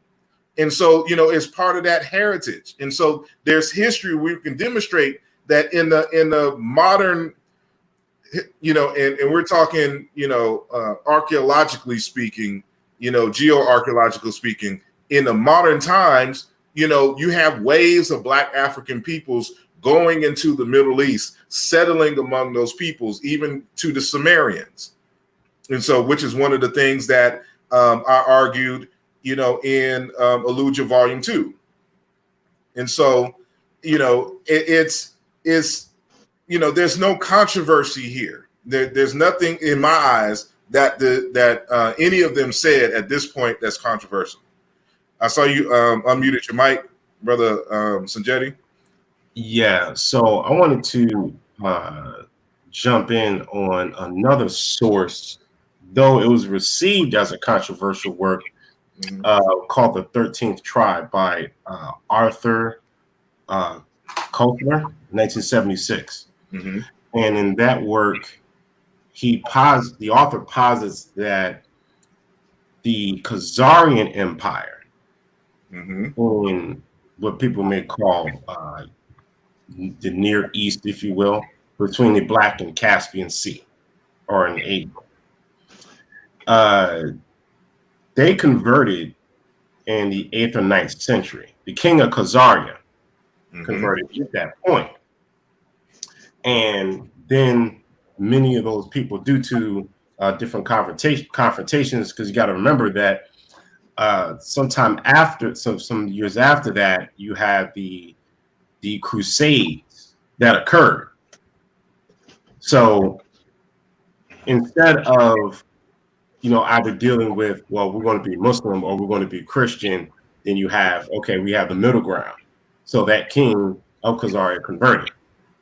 And if your king converts to a different traditional religion, that means your country converts. So that's what that author posits. and that they are actually European, according to this author. And that would corroborate with the source material that you have provided of the genetic study, Asar. Yeah. So, that's something to keep in mind. And then regarding the anti-Semitism, again, I don't know every single, let's say, trigger that makes people get that accusation. But again, it usually seems that, well, when another group of people either points these things out, then suddenly they're anti. Mm-hmm. And I really don't think that is a justified strategy. It's just more so you're just speaking about history. And again, this is not history that we're writing. This is history that Europeans are writing. Mm-hmm. So, and another thing that we gotta confront as well is, what are the borders that start and end Africa? And this seems to be a point of contention as well, because, of course, the concept of an African or Africa comes as a result of the Europeans who in 1884 and 1885, December and January, met in Berlin. And it goes down in history as the Berlin Conference. And so during the Berlin Conference, they divided up the continent of Africa and, carved out the borders. But you have some of our authors who suggest that, what we're calling Arabia and the Levant and, lower Mesopotamia, that all of that is Africa and should be considered like Northeast Africa, Africa's Northeast extension, if we want to use Wesley Muhammad's, argument. So, of course, Wesley Muhammad, which he calls Afrabia. Then you have Sheikh Anta Diop. Then you have, what's his name? Renoka Rashidi, and there's a host of other individuals who consider that as part of Africa. And so let's assume, for example, all borders are human and arbitrary, but let's assume that all of that is Africa. You would have to include, the people who originate there, even if they admixed. So it would be no different than when the Bantu speakers, the Zulus and the Xhosa, etc., migrated into South Africa and intermarried and had admixture with the Khoisan type folks. They're genetically different, but they have intermarried for so long that, even a new phenotype of individuals emerging in South Africa. And so when you look at Nelson Mandela is a Xhosa with Khoisan ancestry. That's why he has that unique look the way that he does. And so it would be no different, with the Africans coming out of the Nile Valley, and then intermingling with, the other Africans in the Levant. And so this is something that has to be debated and decided upon, because, when you're talking about what's African and what's not, that the issue of definition, has to be made known. Let me see whether or not the conversation was historically sound or not would not have changed the response against the canon. The truth is completely in contradiction in the way in which Jews would like to be perceived. Exactly, because Jews don't want to be seen in alignment with other folks, because their whole biblical text is arguing that they are separating themselves from everybody else. So while we can say that they still have some Africanisms, as we would say, they try to reject those Africanisms and try to argue that they're a new and distinct people. So yeah, Now, earlier, well, just a few minutes ago, you had mentioned how, and I'm going to say that they're scribes and scholars. And I'm not going to really mention, the race or anything like that, because I think this part that's irrelevant to this part. So the way I perceive monotheism as expressed from the biblical text is, to me, not really religious in a sense. It's more so political. Because if you want to distinguish yourself from others, then this is where that rejection of common and popular practices come into play, as you mentioned. So in those early centuries of the development of what is being labeled as Judaism, because some people argue that it didn't start till the 8 AD period. But again, let's just, for the sake of argument, let's just say 6th and 5th centuries BCE. Purported this is when it starts to develop as a solidified tradition. Well, the dominant cultural expression in that area is the Kemetic tradition. Mm-hmm. Now, of course, you do have competing ones. You have the Hittites way up in the north in Turkey, etc. You have those in like Ur Chaldea or in modern day Iran and Iraq, etc. You have the recognition of many different quote unquote deities. And a deity is simply a personification of the human principled ideals of a particular culture, or it could be a village, or it could be a city, or simply an ethnic group, if you will. Well, if you say, thou shalt not have any engraven images flying above the earth, walking on the earth, below the sea, etc., then now what you've done is you've cut out the common practices of basically everybody else. It has nothing to do with these things are actually wrong and sinful. It's really you're trying to distinguish yourself. And then if you ascribe your deity as saying, thou shalt have no other God before me, etc., then, that's the deciding factor, if you will. Now, if that is your identity, that you've established that, okay, this is what distinguishes us, then now, after these Black folk, whom in some of our own tradition, not us Black people, but in some of the Jewish writings and some of the scholars have deemed as Hamites beneath us, they're part of a curse. Again, it is something that's part of their oral tradition. Not saying it's factual or not. We know it's not fact. However, this is what they believe. Come along and say, "Oh no, we're the Semites." Then yeah, that can cause some like a psychological offenses, if you will. Now, keep in mind that what Nick and Professor Griff are saying here is that the Jews. Remember how the Jews become the Jews. The Jews are allegedly the descendant of one man who belonged to the 12 tribes of Israel. And, but Shem is the father that ultimately gives, birth to, Jacob, but other, individuals who give birth to other nations in the Shemitic lineage. And so what they have done is, taken the term Shem, which we say Sem, and applied it only to Jews when there are other Semites. And so this is the point that Nick and them are making, is that you have Black African Semites, for example, on the east coast of Africa. And so we're not anti-Black, we're not anti-Semitic. So what Griff said earlier, in order for me to be anti-Semitic, I would have to be anti-Black people.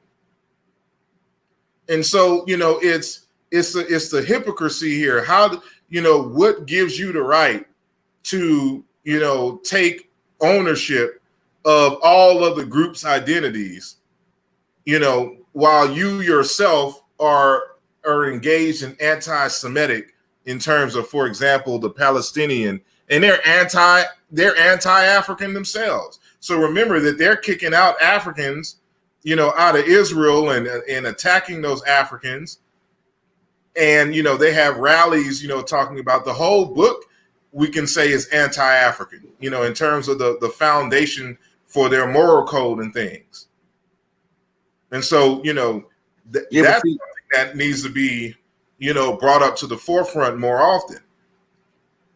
I'm sorry, go ahead. But see, but what I was trying to say was in terms, and with Griff, was that, you know, you're on their platform. You know, they can, you know, that they control this. They control the media and all aspects of it. But so you saying things.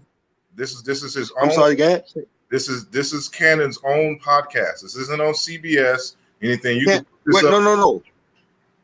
This is Cannon's. It's called Cannon's Class, right?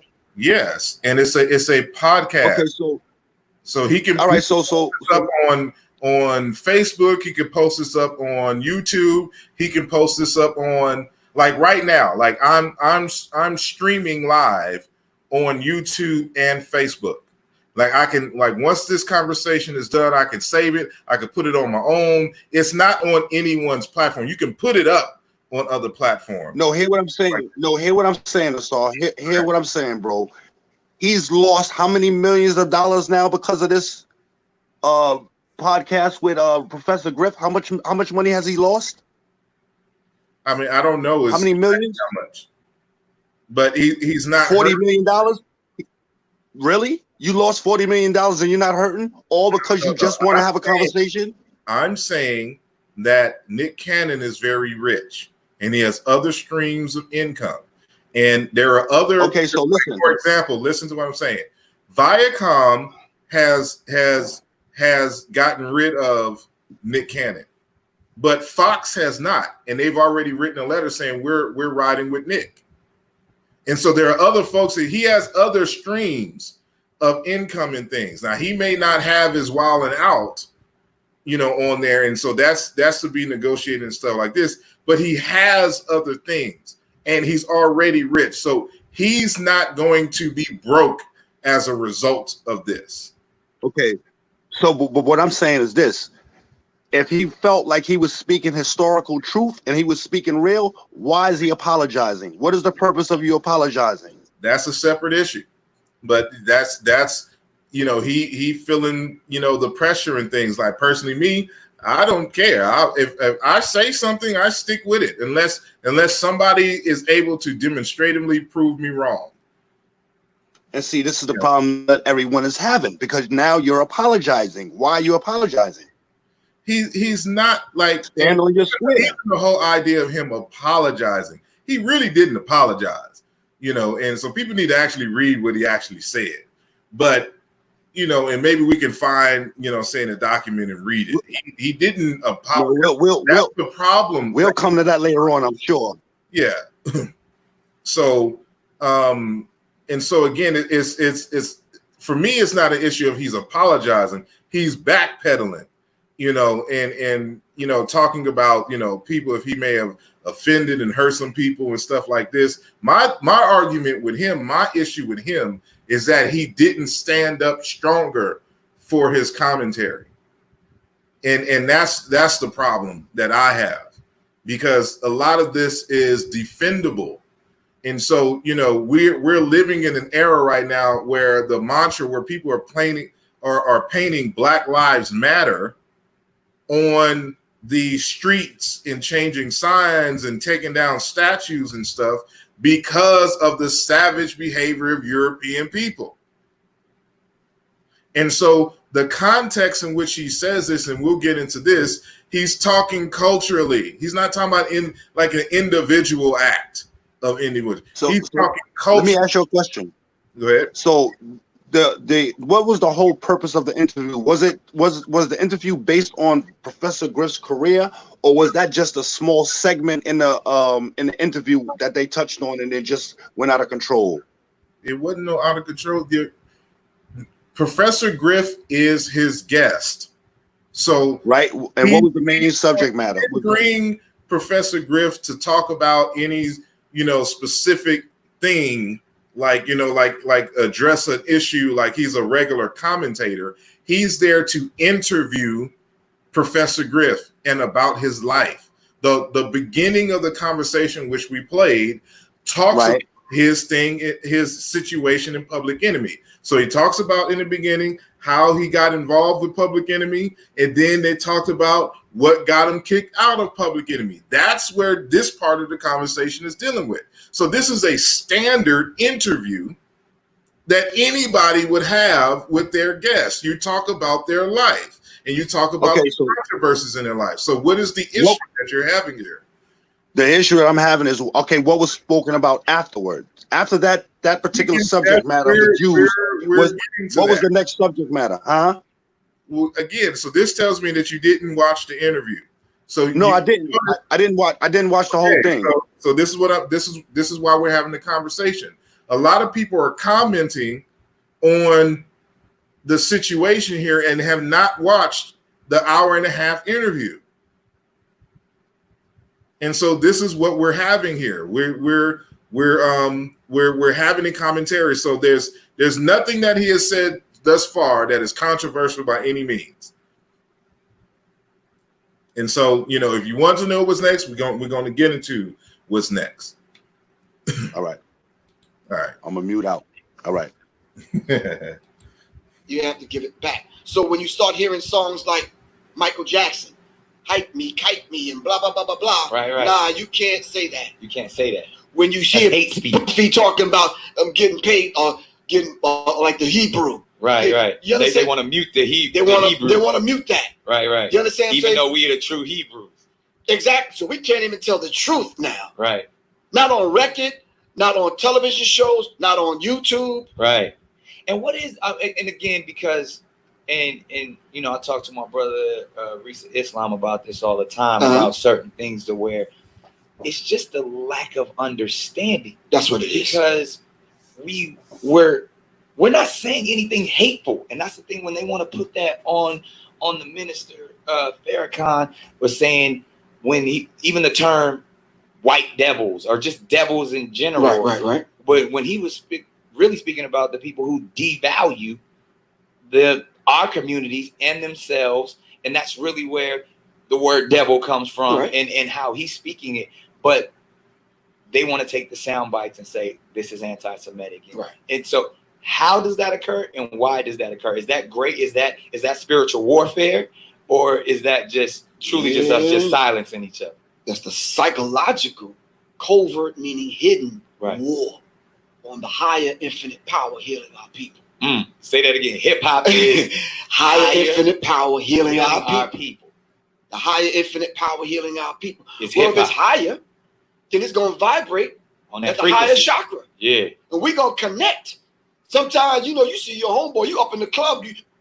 Now, I don't, subscribe to chakras and the like, but, so I think this begins some of the pseudo-ness, but he does mention, so now we go from, we are the original Semites to we are the Hebrews. And that's one of those issues. It's like yes and no, and so I have a broader understanding on the nature of what is a Hebrew and whatnot. But he's arguing from the standpoint of, for the most part, the Bible itself. But we'll get back into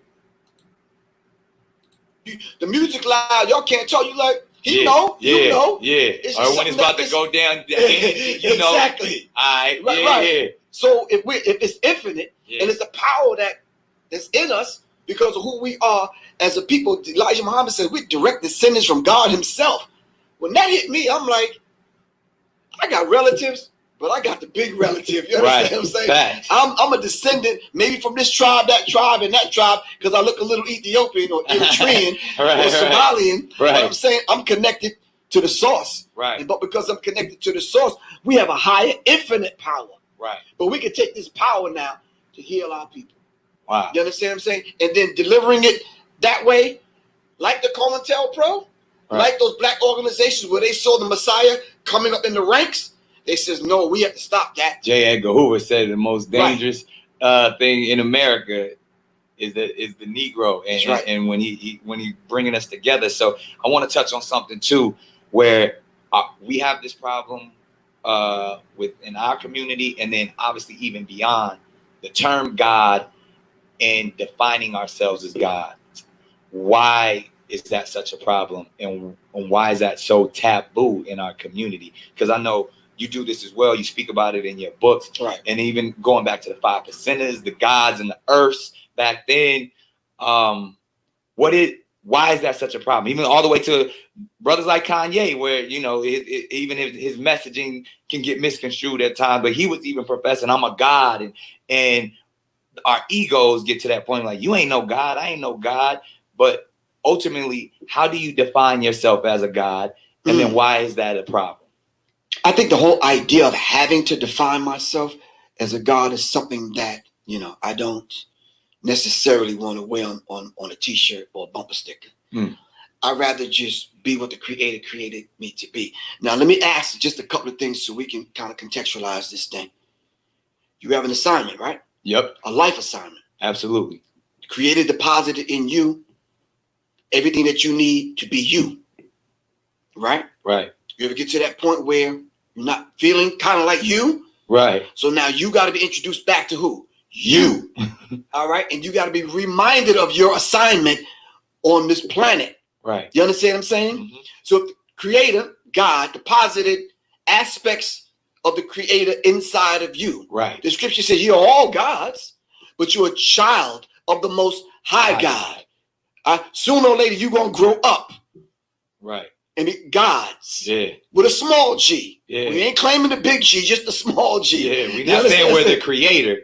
Exactly. Right. Everything divine in nature is within inside of you. Right. This is why when we talk about the law of correspondence, as above, so below, as within, so without, we can look at what we adorn the universe with, and it's right here. It's all in us. It's all in us. That's why we can duplicate. The cosmos is inside us. Exactly. And only thing we're saying is we're gods having a human experience called Griff and Nick. Right. That's it. Right. Now, I'll pause right there. There's nothing controversial here. Anybody that studies African spirituality, African religion, African philosophy, this is all this idea permeates all throughout Africa.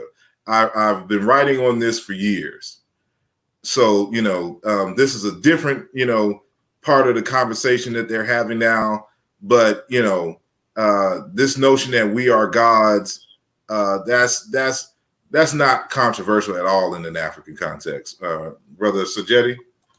Yeah, so the saying that, we are gods or I am God, it in and of itself has nothing to do with you trying to say, well, I'm the creator of the universe in a literal sense.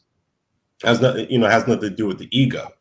See, when we say that we're God, and again, I'm dealing with, let's say, the Kemetic tradition, and even dealing with the tradition of Isheshe. Many of us say the Ifa tradition of Yoruba, which I'm also an initiate as well as my brother.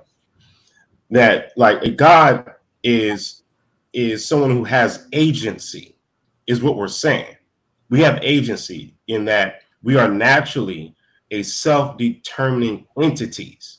So if I say I'm a God, I'm really saying I'm a self-determining entity. I have the ability to affect, change, and maintain order as I perceive it. That's what a God is. Not, well, I'm, this alien light being somewhere out in the universe, in a biblical sense. That's not what we're talking about. And I do agree with the notion coming from the Nation of Islam, although I'm not a member, that, you can say God is a man. We can also say God is a woman. I have no disagreements with that. They're, in my opinion, they're right and exact. And it still agrees with the African consensus, I'll say, of being a human Because to be a human essentially is to be a god. Because a human has all the faculties and the abilities of expressing power. And a power is simply your ability to affect change regardless of resistance, and your recognition of your interdependence with all things around you in your environment. So just a little more context to that God concept. Speaking of the God concept, we got the God Black Panther in the building. What's good, my brother? I see what you're doing. See, sorry, no, I don't subscribe to being a god. I see what you're doing, brother. Well played. Well played. Yeah, we don't use the term itself, God, in our traditions. We know Sar did research. So yeah, God is an African term. Goddamn right. What's up, brother? What's good? I don't have an issue with the term. I just feel like, because we know that even when you're crowned king or chief or ruler or exalted person in African tradition, that you are considered a quote unquote god. Mm-hmm. At this point in my life, I don't think I've earned any of that. I don't have any of those traditional titles. So at this point, at best, I would be a representative of the Orisha. Mm-hmm. So that's why I don't really get with that. But all that you're saying, Brother Asar and Brother Sanjeti, is quite true. That's not a foreign concept to African people, that humans as quote unquote gods. I think the problem is we take God from a particular point in our history, and that point is from the Abrahamic standpoint. So when people say God, that's the first thing we think about. Is it from an Abrahamic perspective? Mm-hmm. And that's where the confrontation comes in. How dare you say that you're a god? There's only one God, and all this other stuff. So that's where the problem comes into play. But with Brother Nick Cannon, I wanted to say this. I wish entertainers like Nick Cannon and others would look at things like this from this perspective. If Black people are in a war, like we say we are, Mm-hmm. we don't need everybody for every single thing. Mm-hmm. Brother Nick Cannon has gotten to a point in his life where he's got a lot of revenue, money. As they say in the community, the FU money. So you can tell somebody, FU, whatever. But Brother Nick, where we need people like you is to invest in projects to where the people on the ground can create. We don't need you putting yourself out here like this. We don't. You would be better served getting with your local scholars, people that have projects in the diaspora and in the continent to get things done. We don't even have to know it's you. Mm-hmm. You don't have to prove anything to anybody. Just I feel like entertainers that have this type of access to revenue would be most suited doing that, because when you come out and do what you did, you're putting the bag at risk. And we can use that bag to fund projects to better our communities, to better our education system, to better a lot of things in pertaining to Black people. And like I said on the video that I posted on Instagram and Facebook, when you got Professor Griff and Minister Farrakhan on your show, you should already be prepared for the backlash that's coming, because those are probably the two highest ranking so-called anti-Semites maybe in the world, because I know Griff has been called an anti-Semite since at least 1989, and Minister Farrakhan before that. So you're talking about people that didn't have long-standing issues with Ashkenazi Jews and battles and lost record deals and lost money. So when I initially saw this interview, I thought Nick was giving it up. I was like, oh, okay, you've made your money. This is your exit plan. I'm gonna go out with a bang, telling the truth. Because you had to have thought you're gonna get this backlash. But at least in my mind, I thought they talked about that at the beginning in terms of the just the backlash. Like that's what I said at the beginning of the conversation, that it's ironic that he's getting this backlash. And at the beginning of the conversation, they're talking about the backlash that he got starting in 1889, talking about Professor Griff. But anyway, Nick Cannon, if you are watching, you know, you can invest in this program. I'll make all the arguments for you, you know, and share one of them, you know, say to challenge me on the information. I am, you know, very competent in this area and I can make these arguments. So, you know, if you're watching, the Cash App is at the bottom. I will start immediately. You ain't got to say, you know, your name or nothing. I'll be on it. But anyway, I will continue the video. And not only that, but they wanted to put the fear thing back on the table to quote unquote let me know there's a line that you didn't cross. I never disrespected any Jewish people. Right. Ever. Right. You understand what I'm saying? Why? There's no need There's no need to. Right. I just told the truth and dealt with them on a professional level. So ultimately, are we saying that there's a certain group of people that maybe they're scared of the truth?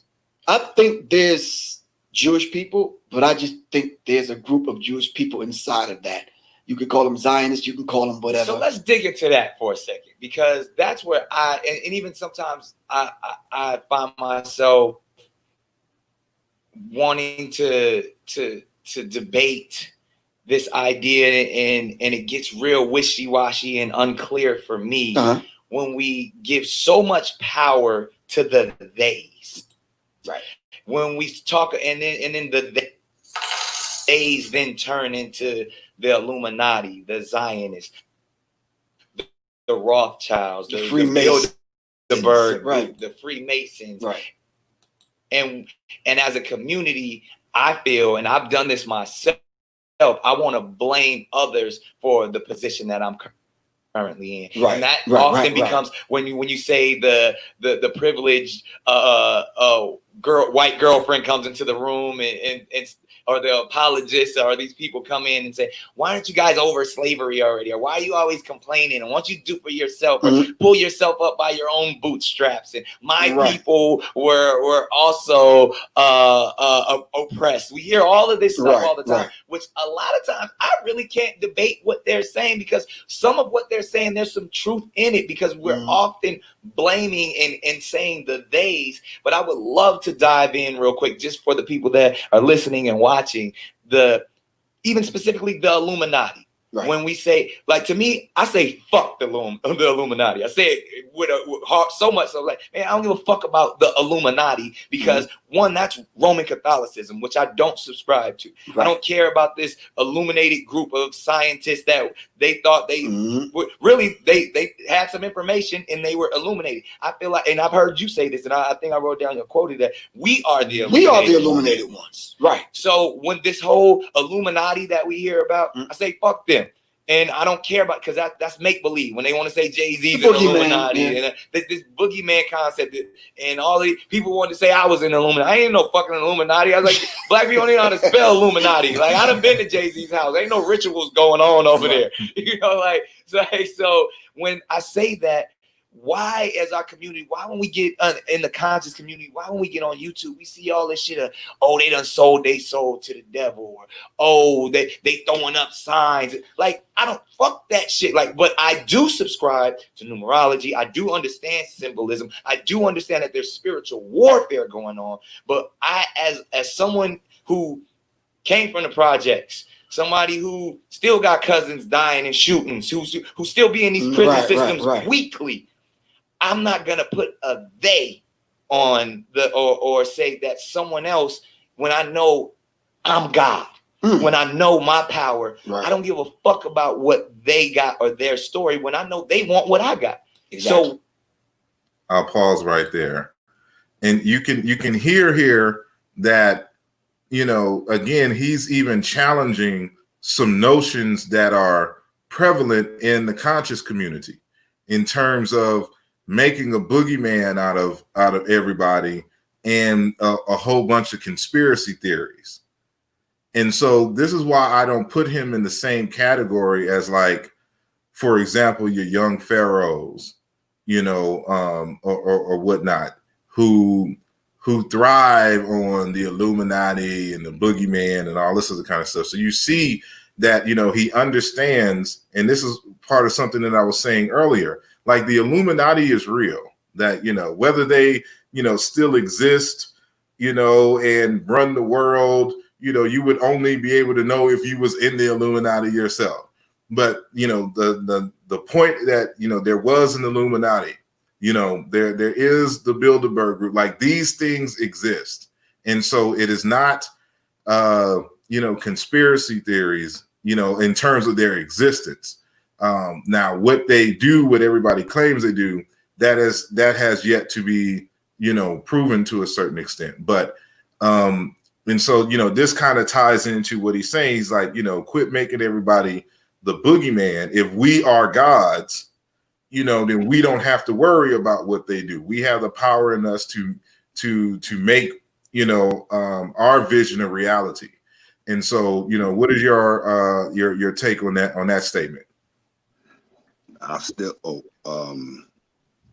Well, for one thing, I still feel like the conversation has went haywire because they're off. They're not even talking about Griff now.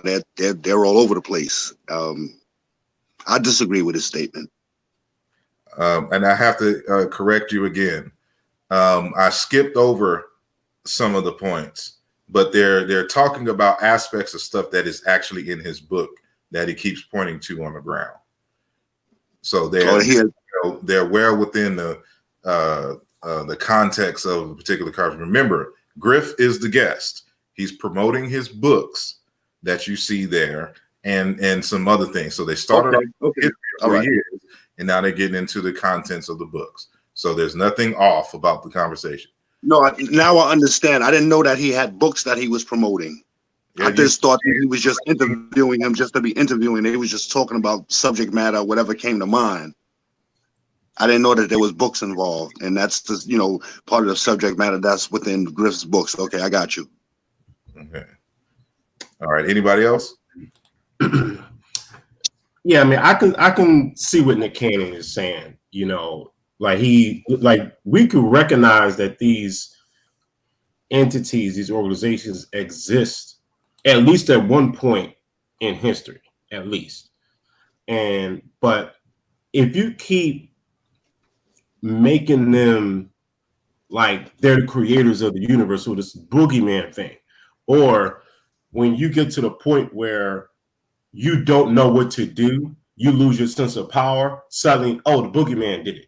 We can't do this because the Illuminati, such and such and such. Mm-hmm. And I think what Nick Cannon is getting at is that is a detrimental mentality. So what if they did it? Okay, so what if they go, what do you control? What agent, you know, even earlier when I said that God is a self-determining entity, how are you exercising your agency? We know that they exist.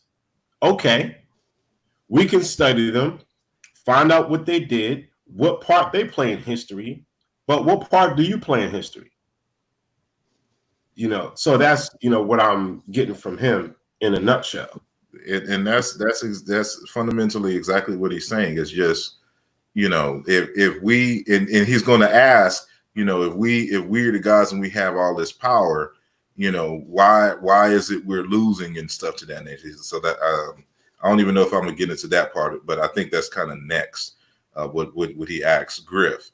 but that's his thinking. So I want, I'm trying to let everybody know, like, if you really pay attention to what he's saying throughout, that there's nothing highly conspiratorial about what he's saying. It's, we got to understand that one, he's an entertainer, and he's just coming upon some information, but he didn't stop at conscious community information. He actually went to school.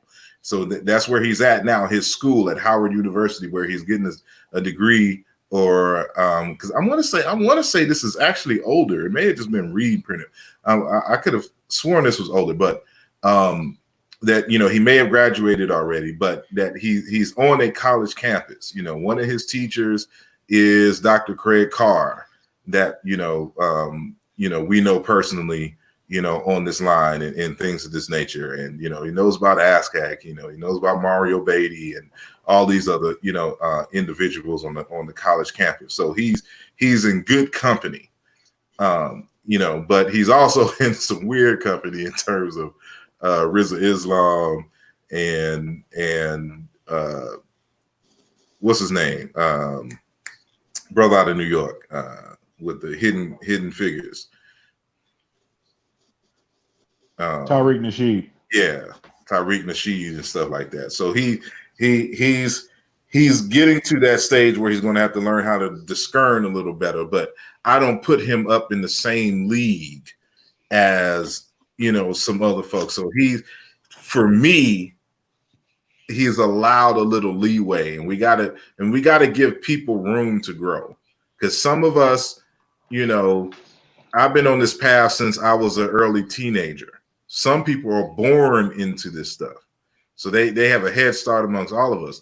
There's some of us that don't get this information until our 40s and 50s, and like, it's interesting. Like, I was having a conversation with my grandfather a few days back, and he's asking me about how I feel about Dr. Ray Hagan and information and stuff like this. This is my grandfather, who is 87. I think he's 87.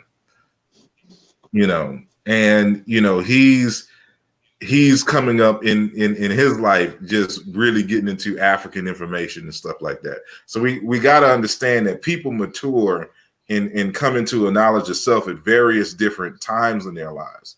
So, given that he's young, you can see he has a passion for this. We shouldn't shun him and try to, with love, kind of steer him in the right direction if we have that homework, as we like to say. But hold on, I'll continue. Hey, hold on, brother. So let me address a few things. I believe Professor Griff's book is called The Covert Psychology on Hip Hop, or Covert War on Psychology on Hip Hop, something like that. I bought his book probably about 5 years ago. Yeah, that's the one that's laying Professor down. Griff stays like, right. So that book, in that book, is talking about all of the things that they're talking about in this particular interview. I believe that book is still for sale. I don't know if it's on Amazon or anything, but I know he still sells the book. It's kind of like a coffee table style book. But this particular interview I know is from a year ago. And the reason I know that is because I spoke to Professor Griff a year ago, and he was talking about an interview he did with Nick Cannon, and he didn't know when it was going to come out, but Okay. Yeah, because I thought this was old already. I know I believe it's this earlier. So he has a few interviews with some people that he's kept in the chamber. He has one with Minister Farrakhan. He has that's what he does. He'll do the interviews and then just kind of release them, whenever he feels like it's necessary. So that's what he's doing. He's also currently studying at Howard University for his master's in some sect of neurology. Okay. So he did graduate, and he's on to the next. Yeah. Right, he's on to the next. He's going for his master's, according to what he said, and some of the Howard University students. But what he's talking about in that particular clip you just played, I believe he is getting inspiration from Tupac. Mm. And if you're not a big Tupac fan, you may not know this, but Tupac was not with that Illuminati shit. Like he was he was anti-Illuminati. He did right. That is the whole basis behind Illuminati. That's the whole basis behind it. Because in Tupac's words, that's just another trap that they put in your brain that you can't accomplish things. And he was challenging the conspiracy theories. There's an interview where he talks about, they're talking about the Pope and the money. Well, who told him? And all, he's going in and he's basically not buying any of it. So I believe he's, drawing from that inspiration from what he's saying in that particular clip that you just played. Yeah, I mean, and it's a, you gotta understand, he's been in entertainment and hip hop all his life, and only later in his life did he decide, he wants to formalize, get some more formal training in things, and so he's just coming, he's an adult, but he's just coming really into some serious knowledge and things. So he's not, he's not in the same lane as like a young pharaoh. If you listen to young pharaoh stuff, he believes that the ancient Egyptian mummy aliens exist. He tried to argue with us against that. Melanin hadn't been deciphered and all this other kind of stuff. It's just a whole different beast. But I'm gonna continue. You can tell, Brother Asar, that he's getting a bunch of information from a lot of different places, and he even admitted it on his Instagram that he gets a lot of information and he reads it all from what he's saying. But like you said, he's gonna have to get to a point where discernment and methodology is going to start separating some of the information that he gets, and he can start putting it into different categories. Yeah, and let me just say this. I know, sorry, trying to get to the next one. I want to elaborate on what Black Panther was saying. See, from my perspective, I can tell that Nick Cannon is still in the beginning stages of self-knowledge. And we can tell that because when people are in the beginning stages of self-knowledge, they're usually going to say, oh, I absorb everything. I read everything. Now, granted, we do read a lot of things, but it's more so in the beginner stages is like it's indiscriminatory. Yeah. So, and you don't have that focus. And I think you use the word discernment. They're not really discerning. You're just taking everything in, but you don't have the wisdom to have the proper filters to distinguish what's good information from bad information. So that's the stage that Nick's at. Exactly. And we've all been there, like even when I was transitioning out of my Hebrew Israelite phase, I still believe that the Hebrews were Black Africans and they borrowed all this other kind of stuff until, later on in life when I got clarity and I knew what aspects, you can argue in that lane and what aspects were not, and what the true arguments and things were. That just comes with time. And again, people are harping on that he's basically 39, 40 years of age. That doesn't matter. The question is, when did he start really delving deep into this information? And so like anybody who is, you got to think back into your coming into conscious days. You was all in the chakras. He just said he's in the numerology. I was all into numerology and all that stuff, and because, I was just trying to absorb the information, so-called metaphysics, the whole nine.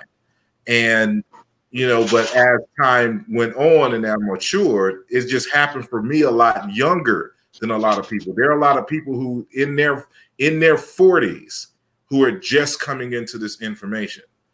And so, and he is doing exactly what everyone does when they get a little information. They want to tell everybody. That's a quintessential step in the evolutionary process of people getting knowledge itself.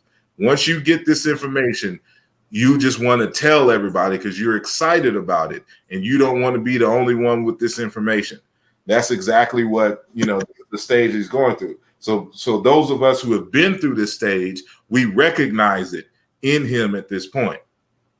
And so I'm pretty sure that, like with his, I would love to talk to Dr. Greg Carr, and, if he had any conversation with the good brother and things of that nature. So just give him some time, and live his life. And then y'all do the same. There's a lot of y'all still running around with myths and beliefs, even about Africa itself, and you still have some maturing to do. But okay, now I'm gonna continue on. Why is it that we tend to give them so much power?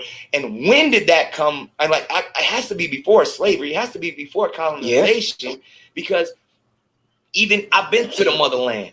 They're divided. Now, of course, colonization and the Europeans came in and kind of set some of that up. Right. But in tribalism, there had to be a hierarchy. There had to be a king and a monarch. And if I want to say I come from a king, if I want to say I am a god, I have to really embrace that and can't say someone else overpowers. Right. Well, I think we need to understand the sacred sciences that you alluded to, that we had, that that we have. Right. There are some people that came in, sat at the feet of our ancestors and our people, learned and took that sacred knowledge. Thutmose and exactly. yeah, and then second time coming back to the continent, plan to destroy and take everything. We know the Europeans came in and raped and pillaged. Exactly. We know that. Thus, seeing how. Hold on. Does anybody disagree with that? I think that so far this part right here, it doesn't make sense. Like, what is the purpose of talking about this right here? We're just gonna let you be at this moment. Yeah, right. We already asked that question. All right. I'm mute now. Sanjetti or Black Panther? You talk about the part when you said the Europeans came in and raped and pillaged? Yeah, so what he was talking about is that, Europeans came in, they learned from us, and then later came in and then raped and pillaged. So is anyone in disagreement with that? Is that wrong history? I agree, but it's not complete. Because say it again. I said elaborate. So yes, in a general sense, he is correct. Okay. So the primary Europeans that we all know came in and learned from Africans were the Greeks. So that's the more popular answer. Then of course you have a few Romans here and there. You even have early quote unquote Christian fathers who lived in monasteries in northern Africa. Even in even in Kemet, in what they're known as Egypt, that was happening. And then different knowledge was passed on, then came back in, and of course, robbed, pillaged, and conquered, etc. Just like Arabs did. Mm-hmm. So, but again, that's a long conversation. Exactly. Yeah, I don't want people to gloss over this and not understand, because anybody who has studied African history knows this is a fact, and we have countless citations that we can use to demonstrate that the fact that Europeans came in, especially like in places like Egypt, and like Arabs and Europeans in Timbuktu, but later came to pillage. Matter of fact, if you see the Shaka Zulu movie, it's along those same lines. Somebody comes in, learns, studies the people, then goes back home and gives an analysis, and then tells them what the weaknesses and strengths are of the people and how they can come and conquer. That's what they did. And, you know, they have a whole branch in the military that's their job. They call the Green Berets in the modern time. What? Go ahead. Brother, so I don't have any problem with what he said in that last clip. And I think if anybody does have a problem with what he said in that last clip, then they're seriously in denial. I'll tell you this much. I'll tell you this much. When keeping it real goes wrong, all that money flushed down the toilet. Well, he is not all that money. He's still rich. He could lose Wilding Out right now, and he will still be rich. Keep in mind that $40 million is a lot to us. Yeah. Okay. I mean, $40 million to him is probably more like losing, like if you have $1,000 in the bank, okay, and you have constant revenue coming in from different streams, you know, his music and his other investments that he's made, then that's not going to break him like whatsoever. To us, it's a shock, but to him, okay, I took a little blow. You know, I'll bounce back in a few months. Exactly. Like he can take that whole concept, name it, and still be winning somewhere else. So this is what we have to talk about. This, Asar. He was currently signed to Viacom. Mm-hmm. Viacom owns basically all of the channels that he appeared on, but they have not yet, to my knowledge, dropped or canceled the Wild and Out show. Now, of course, he was on a show. He was the host of a show, and I can't remember the name of it, but he's been fired from that job. If it's he has not. Fox. That's it. Fox has sent a letter. Oh, they haven't fired him yet? I thought they fired him. No, they sent out a letter and said we rocking with Nick, and you know, and okay, so he's got that job. So he got that's my point. Lost Wilding Out. I don't know if he's lost Wilding Out because they haven't come. MTV hasn't come out and formally said, you know, that Wilding Out is canceled, to my knowledge, and neither has VH1 because it appears on both channels. So the deal that he had with Viacom is gone. Yeah, but that's about it. Pay him royalties and stuff like that for the show if it keeps going. That's true. That's true. They can sever their contract with him, but they'll still have to pay him for the show. So he's money wise, we shouldn't have to worry about that. He's going to be straight. No, I think he'll be fine. But I'm glad you mentioned that particular aspect because I don't know if people know that he has a record label called Incredible ENT.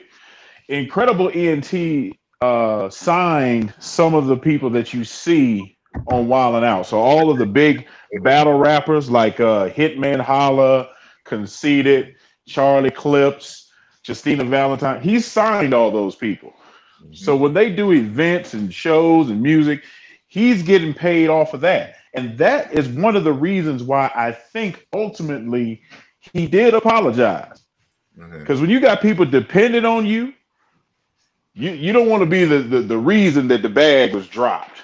Yeah. So that may have been a move he did to save that Wild 'N Out deal to help out his artists. That's just me speculating.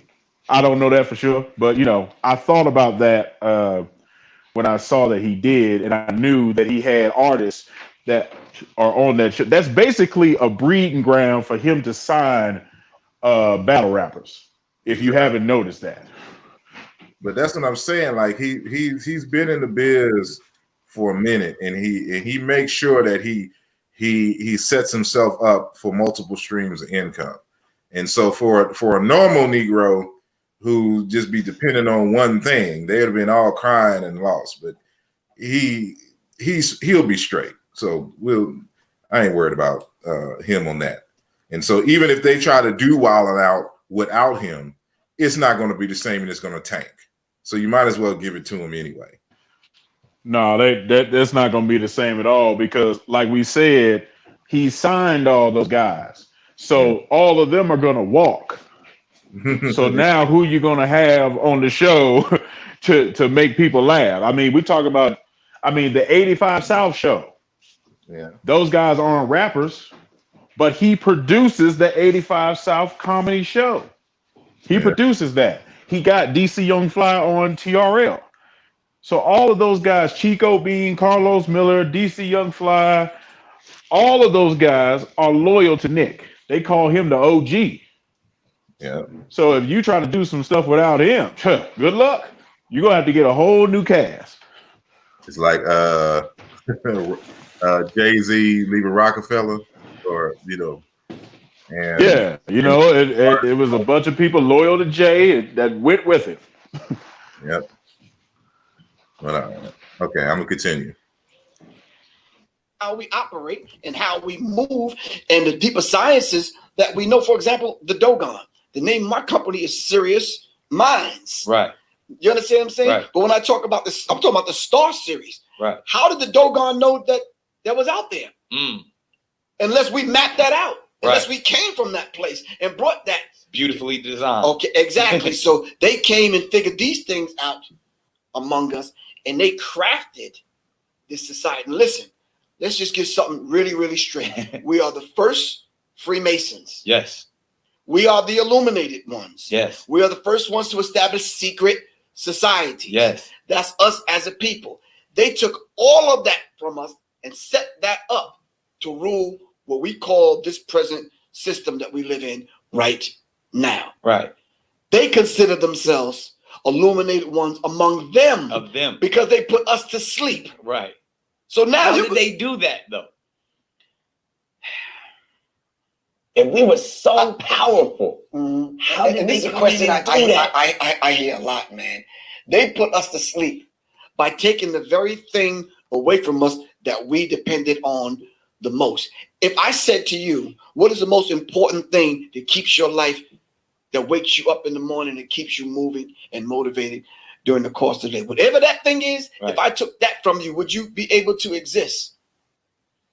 Nah, you right? took my essence away. I took your essence away. And then what if I fed you the wrong food? Right. You understand what I'm saying? Right, so now you're not getting the nutrients. Right. The essence of you was taken away from you. All right. And then I moved you from one location to the other and mixed you up with some people that you can't even really communicate with. Right. And I did this over a period of time in different places on the continent, because we haven't talked about brothers and sisters in Brazil yet. Right. In the African diaspora. That's where the most Africans went to. Exactly. To South America. But the job that they did on us here, they actually put us sound asleep. Right. The last time you ever got that sound sleep? That deep sleep. You not only need an alarm clock to wake you up, but somebody to come and shake you for a minute. And then even when you get up, you're kind of groggy. Yeah, right. So you have to be brought back. And then when you woke, as they say now, the essence that they stole from you has to be put back in you. Once that started happening, that's when we said earlier, they waking up, man. We cannot allow that to happen. And we see that it actually. But guess who? I don't mean to cut you off, but guess who is behind the people that's saying that? They call themselves the Illuminati. We didn't call them that. Really? The holders of the light. Really? The light bearers. To this day? Still to this day, they consider themselves the light bearers. But now they hide it in different organizations and fraternities and sororities and groups and secret societies. Because I feel like there's like even Trump and this government in America, and we talk about, like, I consider those people the elite. Those are those top 3% or even that top 1. I'll skip this.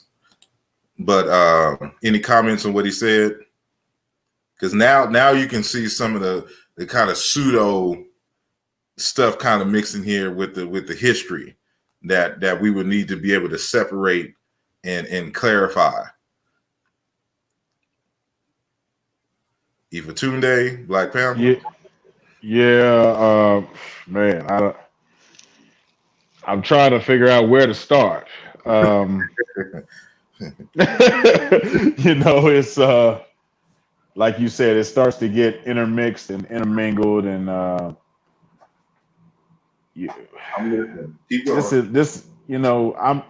I'm just the Illuminati thing. You know, like you said earlier, you know, he talks as if it's a matter of fact that this group from Germany came to, you know, the United States at some point, initiated all our leaders, and is now running the world. I've said this a few times, and I'll repeat it today. The Bilderbergs, the Rothschilds, the people with the big FU money, as they say, they don't have to hide from you. They don't have to hide from me. They don't have to go underground and do none of this stuff. They're right in front of your face. I forget which Rothschild it is, but I think he's deceased now. He wrote a book, and in the book he talked about, you know, talking with world leaders and having conversations. And he's within his right to do so because he has the type of money that people will listen to him. And he said, you know, that he tried to convince them of certain things, and sometimes it went well and sometimes it didn't. And that's in everybody in a position of power, because those people, they've set their family up to be in a powerful position. You can't just marry into that family. They got to approve you. You know, they're taking an old school approach. You can't just get in. No, you got to be let in. Mm-hmm. And, you know, because of that, people like to put these imaginary things out there. Mm-hmm. And I take the position like Brother Tupac did. I don't believe in these things. Mm-hmm. I just don't. Because as Brother Nick said earlier, it turns into they.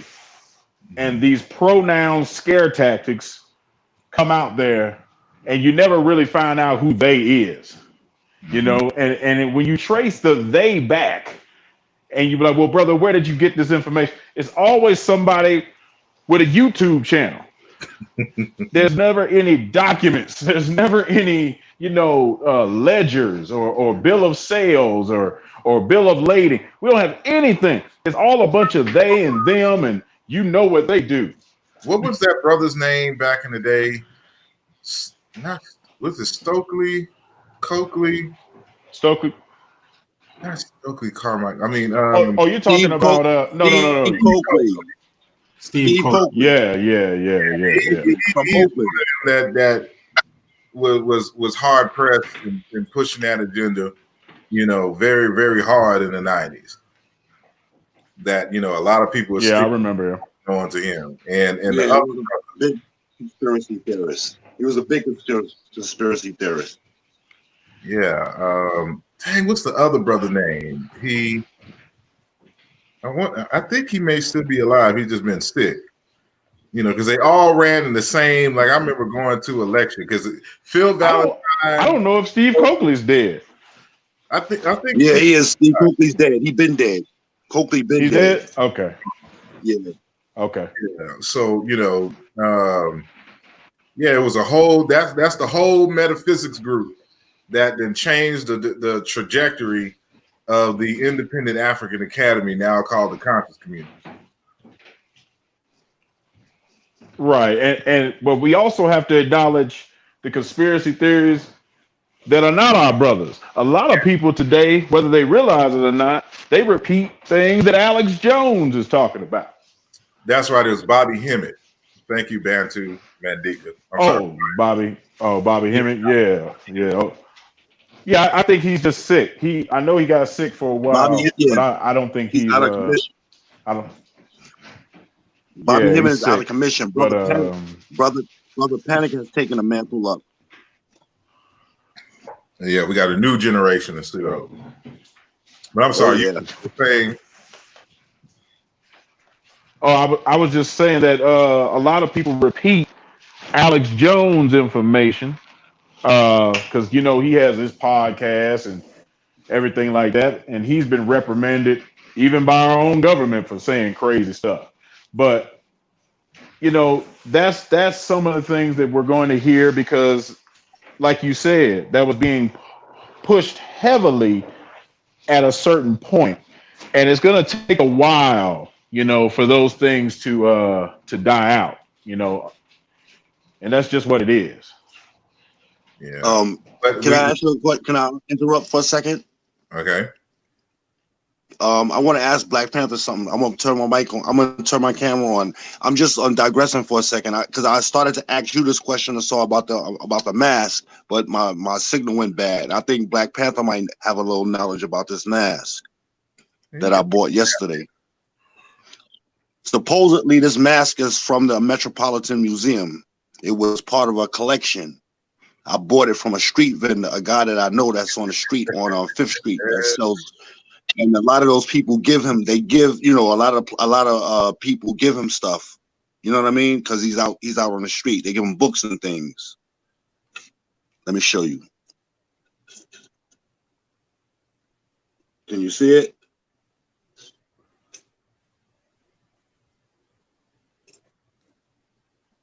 I mean, we can see it, but the question is, what does that have to do with the conversation right now? Nothing. I just wanted to, we could talk about this later. I just wanted to show Black Panther, and maybe he can hit me up later on Facebook and let me know what's going on with it. No problem. It looks Senegalese. All right. All righty. I think I'm gonna skip this part. It's I'm trying to get to the melanin conversation. I think it's like a 51. Barbaric mentality that they're coming out of Europe.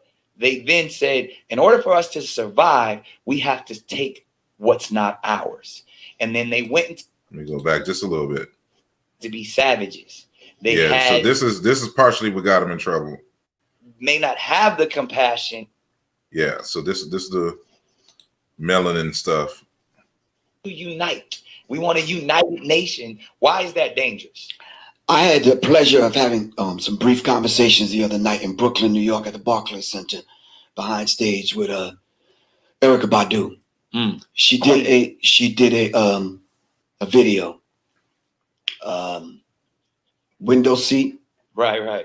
Then she did a couple other videos where she literally was walking through and disrobing. Right. And, where JFK was assassinated. Right. And gunshots rang out and she bled blue blood. See where I'm going with this? The blue blood. The blue bloods. So regardless of what we call them. Yeah. You understand what I'm saying? And let's see if we're going to go to blue blood. Going back to understanding a blue blood is a European person because they don't have pigment in their skin that you can see their blue veins. Exactly. And blood is blue until oxygen, the air hit it, and it turns red. Right. Democratic Republican Party. Red you see, it's blue, not Bloods and Crips. Exactly. They set that kind of thing. Hold on. So you see how this is how the conspiracy stuff come in. With the red and blue of the Democrat Republican parties because of the red and blue veins, Yeah, so this is when the conversation has those pseudo tendencies and things. But I'm sorry, what's your thoughts? Jesus Christ. I mean, it just starts segueing into, it just starts going left because, Brother Nick is trying to, talk about one thing. And then, here comes this blue blood and Democratic and Republican Party. And blood is never blue. I don't care who it is. It doesn't oxidate then turn red when it comes. That's not true. But these are some of them old things that I used to hear as a kid. Because I've heard that even from people in my own family. Is when you get cut, it turns red when it comes out. Like these are old folk tales. It's just not true. Probably Brother Sanjetti can speak to the science of why blood is not blue, but we know that it's or as they say, deoxygenated blood. You know, it's not blue. Human blood is never blue. But there are white folks that see blue veins. Well, okay, like Black Panther said, but blood is always red, never ever blue. It is really okay, because I don't want to get too far off the topic, but it has to do with the light partially penetrating the skin, and when it goes back to what was perceived back to your eyes is blue. Underneath that, it's not blue. Yeah. Let me tell you this: I draw blood all the time. If blood was blue, right, then when I perform venipuncture, and mind you, it's the outside air is not getting into the needle. Okay, the hubcap and all that, and the vials are pressurized. So when I draw blood, it's coming into the cap into the vials as red. Mm-hmm. If it was blue, it would come in there as blue. And it can, and if it was exposed, if it was exposed to air, which is not, then well, actually that actually would be dangerous. But anyone who's ever drawn blood, if you pull the needle back far enough out of the skin, you'll actually hear air, like coming out. But it's not going to just suddenly turn red, because like I said, if it was blue, it would come into the vials as blue. All right, moving on. Well, I just think that you're wrong because you just haven't gotten in alignment with your third eye to be able to see the blue in the veins. If your third eye was open, you see it. Oh, by the way, my goodness. I've drawn blood from real light skin for black folk and white folk from real good veins where it looks blue, but as soon as it's coming, is coming through the needle as red. So, yeah. All right, we can move on to back to this thing. All right, hold on one sec. Hegelian dialectic principle. Yeah. The opposing forces controlled by the same people. Right. So then let's go to what it really is then. When we talk about the power of melanated people, when we talk about who we really are as gods, and understanding that our melanin is so powerful and it connects us in a way that the reason why they fear black, the reason why they fear is because the lack that they have of it. So then when you see what Dr. Francis C. Welsing talked about is that fear and that just genetic annihilation efficiency of when you have a person that has the lack of pigment, the lack of melanin, that they know that they will be annihilated. So therefore, however they got the power, they have the lack of compassion. That melanin comes with compassion. Melanin comes with soul. That we call it soul. We soul brothers and sisters. That's the melanin that connects us. So the people that don't have it are a little, and I'm gonna say this carefully, are a little less, and where the term actually comes from, because I'm bringing it all the way back around to Minister Farrakhan, to where they may not have the compassion or the when they were sent to the mountains of Caucasus, when they didn't have the power of the sun, that the sun then started to deteriorate them. So then they're acting out of fear, they're acting out of low self-esteem, they're acting out of a deficiency. So therefore, the only way that they can act is evil.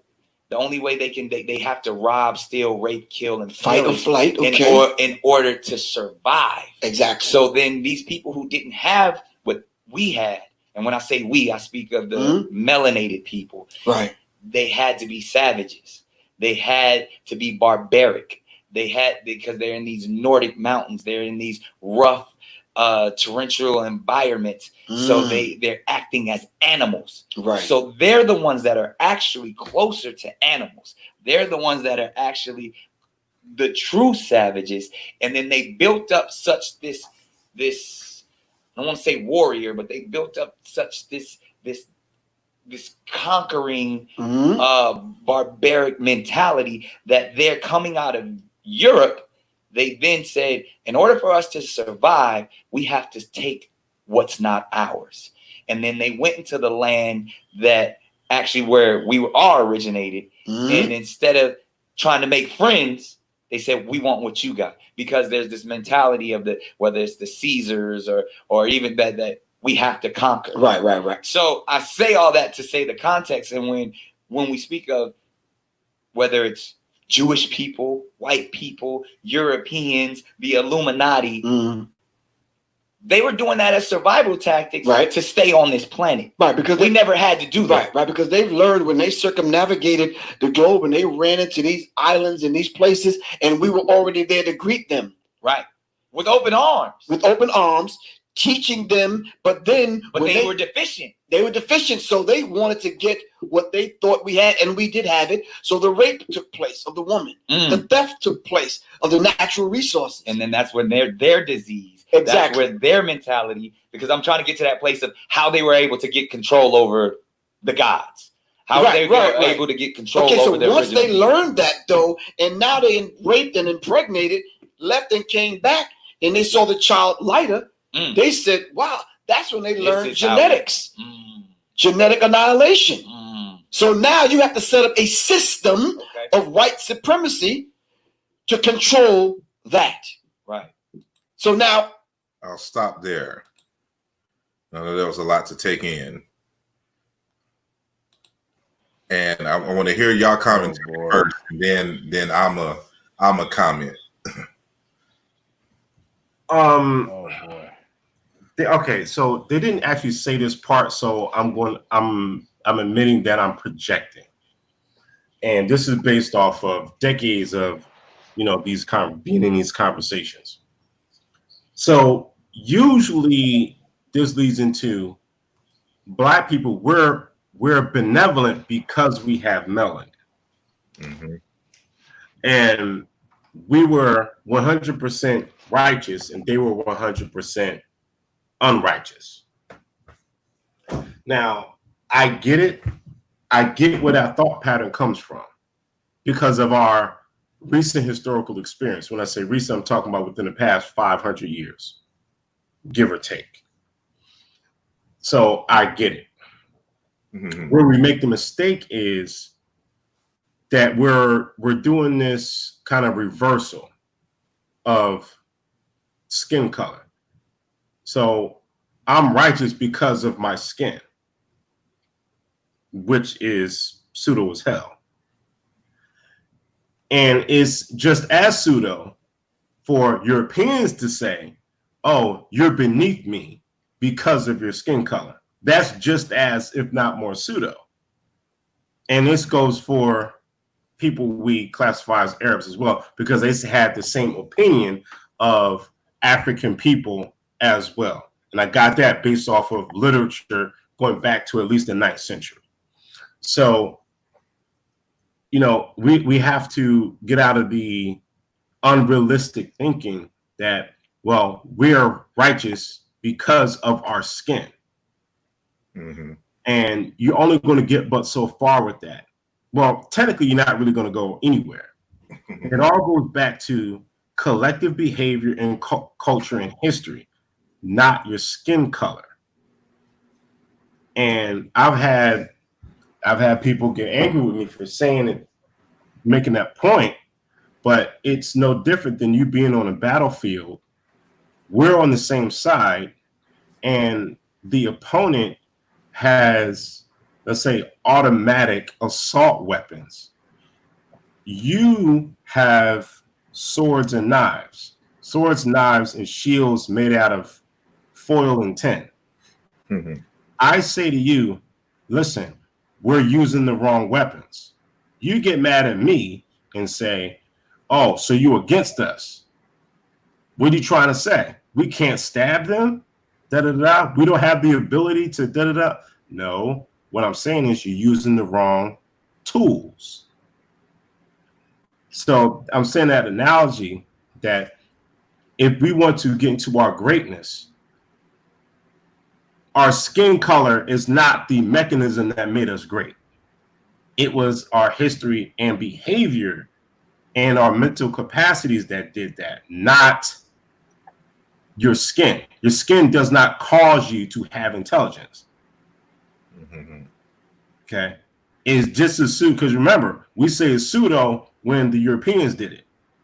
When we say, they're judging us based off of our skin and we're angry at them for it. Well, you have to use the same logic. You can't then turn around and say, well, I'm intelligent because of my skin color. So we have to get out of that and just focus on your culture. Now we use our skin color as visual identifiers. So yes, we do that because we have eyes. So, I don't get into that color blindness kind of thing, because I think that's political pseudoness right there, but that's another conversation. But, they're making points, but I think that people in these beginner stages, and some people never grow out of the beginner stages, they stay in them for years and years, is they're taking some historical events, then generalize them, and then misidentify or miscredit them to certain things. They're savages because they're white people or because they were in the mountains. But then you have to use that same logic with African people who live in mountains on the continent. So you have to be prepared for that reverse argument. That means that living in the mountains is not what exactly makes you savage. It has to be something else. But again, we're not denying their behavior because the behavior is evident. So going back to my analogy, it's you have to use the right tools in order to engage the topic, in order to engage the issues. Use the right tools. And what we're saying, those of us on this panel, Brother Sar, and I think Birthright came in, but Brother Black Panther, we've been saying these types of things for years. You have to use the correct tools of comprehending your problem. And we experience people get angry with us because we're saying we're on your side. We're simply saying if your opponent has these superior weapons or superior tools or superior technology or superior methods, you have to match the method. So, yeah. All right, Black Panther. Okay. So, when melanin was first discovered in about 1840 by a Swiss scientist, they discovered it in people's eyes. And there was not as much as we know about it today as back then, because that was a common thing back in the day. Oh, you lack melanin. You don't have any melanin. Non-melanated beings, and that was the consensus amongst, lay persons back in the day. Currently, we know that's not true. And we know that white people indeed have melanin. They just don't have the same type of melanin that we do. Us having Yule melanin, them having pheomelanin. This is why you have to continuously, like I say, seek knowledge from the cradle to the grave. Mm-hmm. Because you end up saying things that are not true. And when you are having these types of discussions and white people are watching, you have to be as accurate as humanly possible, because all the other points that Nick made that are true, they're going to take the sound bites of the ones that they know aren't true. And they're going to hammer you on those points. and they're going to act like all that other stuff that you said, you never said. So you have to get that. You have to get this right. You have to be as accurate as possible. And saying white folks don't have melanin, that ain't gonna cut it. Saying melanin comes with compassion, that ain't gonna cut it. That's not something you can take to a court of law. You know, that's something that, you know, is a belief that you've held on to for some time, and that's not going to cut it going against the institutions that we talk about. You know, white genetic annihilation is happening without talking about melanin because of their reproductive rates. There's nothing to do with their skin color or lack thereof. They're just not producing at a level in which they need to survive. You know, Time magazine came out with that big spread years ago by the year, I can't remember the year that they said, but they predicted that there wouldn't be a white person as we know it today at that year. I think they said 2050. I may be wrong. You know, he said that he was going to say this carefully, but no, you didn't. You weren't careful enough. We have to understand, Caucasian people in America is an invention of the United States of America, and I'll explain what I mean by that. When you leave America, Caucasian takes on a different role of people. You're really talking about people in the area in which he mentioned, the Caucasus Mountains, the Georgians, the Russians, the Turkeys. You know, people in that area are Caucasians. It's not an overall term for all white people outside of America. The reason why it's a term for overall white people in America is because of our justice system. There has been 64 cases in which our Supreme Court has used the term Caucasian in its literature, and it's used it to settle cases. So you can't go back on it now because the cases have already been settled based on this Caucasian word. There was an Indian man, and I can't remember his name, but he tried to get American citizenship after World War I, stating that anthropologists sometimes called his people Caucasians. And if Caucasians were in America, why couldn't he get citizenship? So this case went to our Supreme Court, in which they ruled that the term Caucasian in America only referred to the European Caucasians, meaning only white folks in America was Caucasians in America. So his citizenship was denied. But you see now our justice system has taken ownership of this Caucasian term, making it a general term for white people. So that's where the confusion comes in. Because once you leave America and you say that you're Caucasian, people are going to start speaking these languages to you that you can't understand. Like, I don't speak Russian, I don't speak Turkish or any of that. So it takes on a different role. But he's using it in this clip as an all-encompassing term for white people, and they're going to hammer you on that. You have to get this stuff right. The term white people itself, you know, and they're absolutely. But see, this is problematic in itself. These are concepts that not you personally. I'm referencing the so-called white people. You created the concept of race and white people. Now that we using it, y'all want to be like, no. Like with the whole Karen backlash. Karen is your name. That's Becky is your name. Y'all hold that. Don't get mad at everyone else because they using your term. And oh, they mad as hell at that Karen stuff. Mad as hell.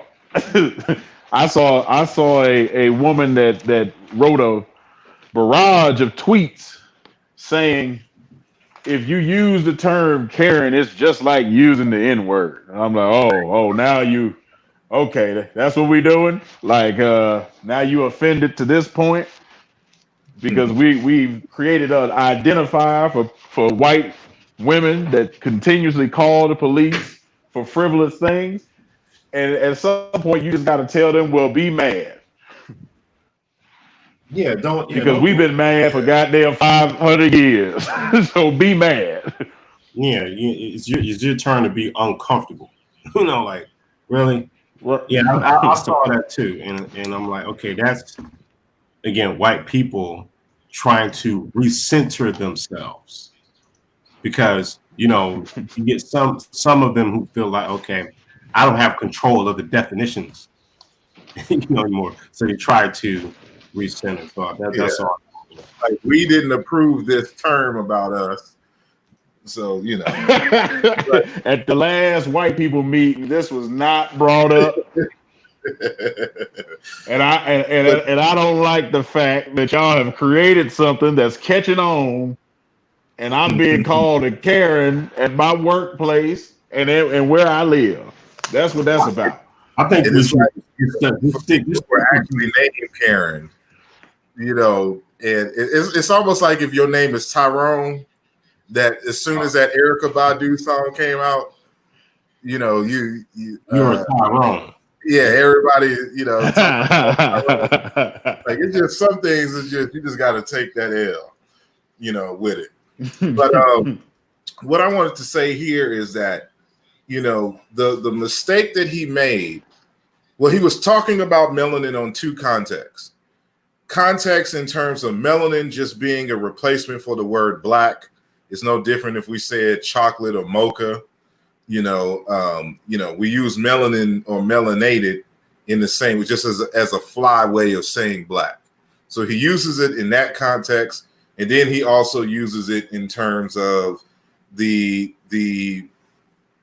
trying to measure the melanin content in people's skin.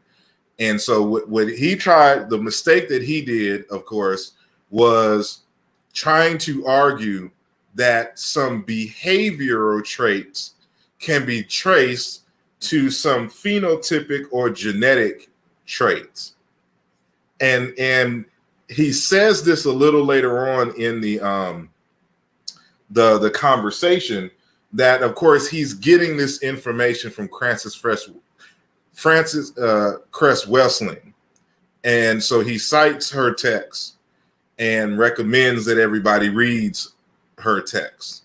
So, you know, he has a source, and it's, you know, from a PhD in psychology and et cetera, et cetera. And so, you know, that book has been under attack. And the whole Cress, you know, theory of you know, Cress theory of color confrontation. Yeah, the Cress theory of color confrontation has been has been, what's the word I'm looking for? They have been attacking it for years, ever since she wrote that book. But it, you know, it's people have been defending it for a number of years. And so, you know, didn't she go to court for that book? Yeah, she was fired from Howard from that book, I guess, for that book. Yeah, she had to go to court over that book. Yeah. And so, you know, it's something that I breezed through back in the day, but I have not read it in full. And I think I need to read it in full to see what she's actually saying. Because one of the things that I've noticed when everybody's having these arguments, they never cite her directly. And, you know, that's problematic for me when people are making arguments. Like, what does she say exactly? What was her source? And that's something I need to revisit, you know, now that I'm older.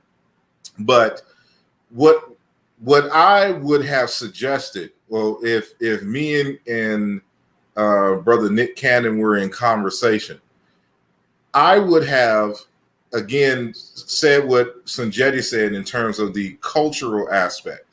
Like, he could have made that same point, but in terms of the environment. So he also added an environmental component of it in terms of the lack of sun, and then the deprivation of resources and things in these areas. In this part, he's correct and sort of correct.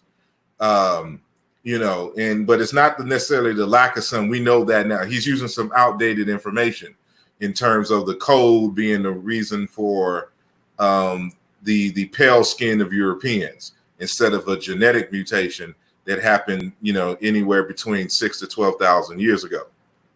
So, you know, so we would have to update him on genetic studies, but then, you know, we would have to update him on the arguments centered around, you know, certain modes of production in the ecology.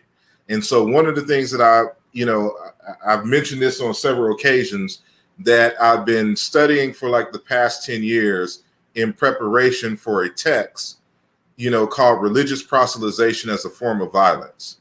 The subtitle, The Infringement of the African Principle of Simultaneous Validity. I know it's a long title, but live with it. But one of the things that I'll be discussing is this notion of the culture of honor. So when Nick Cannon talks about, you know, the lack of compassion and the savagery and the behavior and things of this nature, he's correct, you know, but what he lacks is the proper study on how that emerges. And so when he studies how this emerges, you know, he's going to have to abandon the whole melanin source. So he told you, you know, where he got the source, this discussion from. Louis Farrakhan, Nation of Islam, and Francis Cress Welsing. So those are his citations in the conversation. But I want to bring a different context here so that we can have a different conversation, you know, regarding some of the major points that he made. So that, you know, if he was to, you know, have this conversation again, he has source material that they are not going to be able to argue against. So, for example, many of you may be familiar with Malcolm Gladwell, and he has this book called The Outliers that was released in 2008, The Story of Success. In this text, he talks about, you know, the concept of the culture of honor and how, like, the Scot-Irish, you know, brought that culture of honor to the South, and why the South was so violent, you know, back in the day because of this particular aspect of the culture. And we come to find out that basically the whole European culture is based on this, and they have a similar ecology. So I'm just going to read a few paragraphs from this and kind of lead up into where we can support, where, you know, this aspect of Nick Cannon's conversation actually, you know, has some grounding to it if he alters, you know, a certain perspective, you know, in his analysis. So like on page 166, he's defining now what the cultures of honor are. He's talking about cultures of honor tend to take root in highlands and other marginally fertile areas, such as Sicily or the mountainous Basque regions of Spain. If you live on some rocky mountainside, the explanation goes, you can't farm. You probably raise goats or sheep, and the kind of culture that grows up around being a herdsman is different from the culture that grows up around growing crops.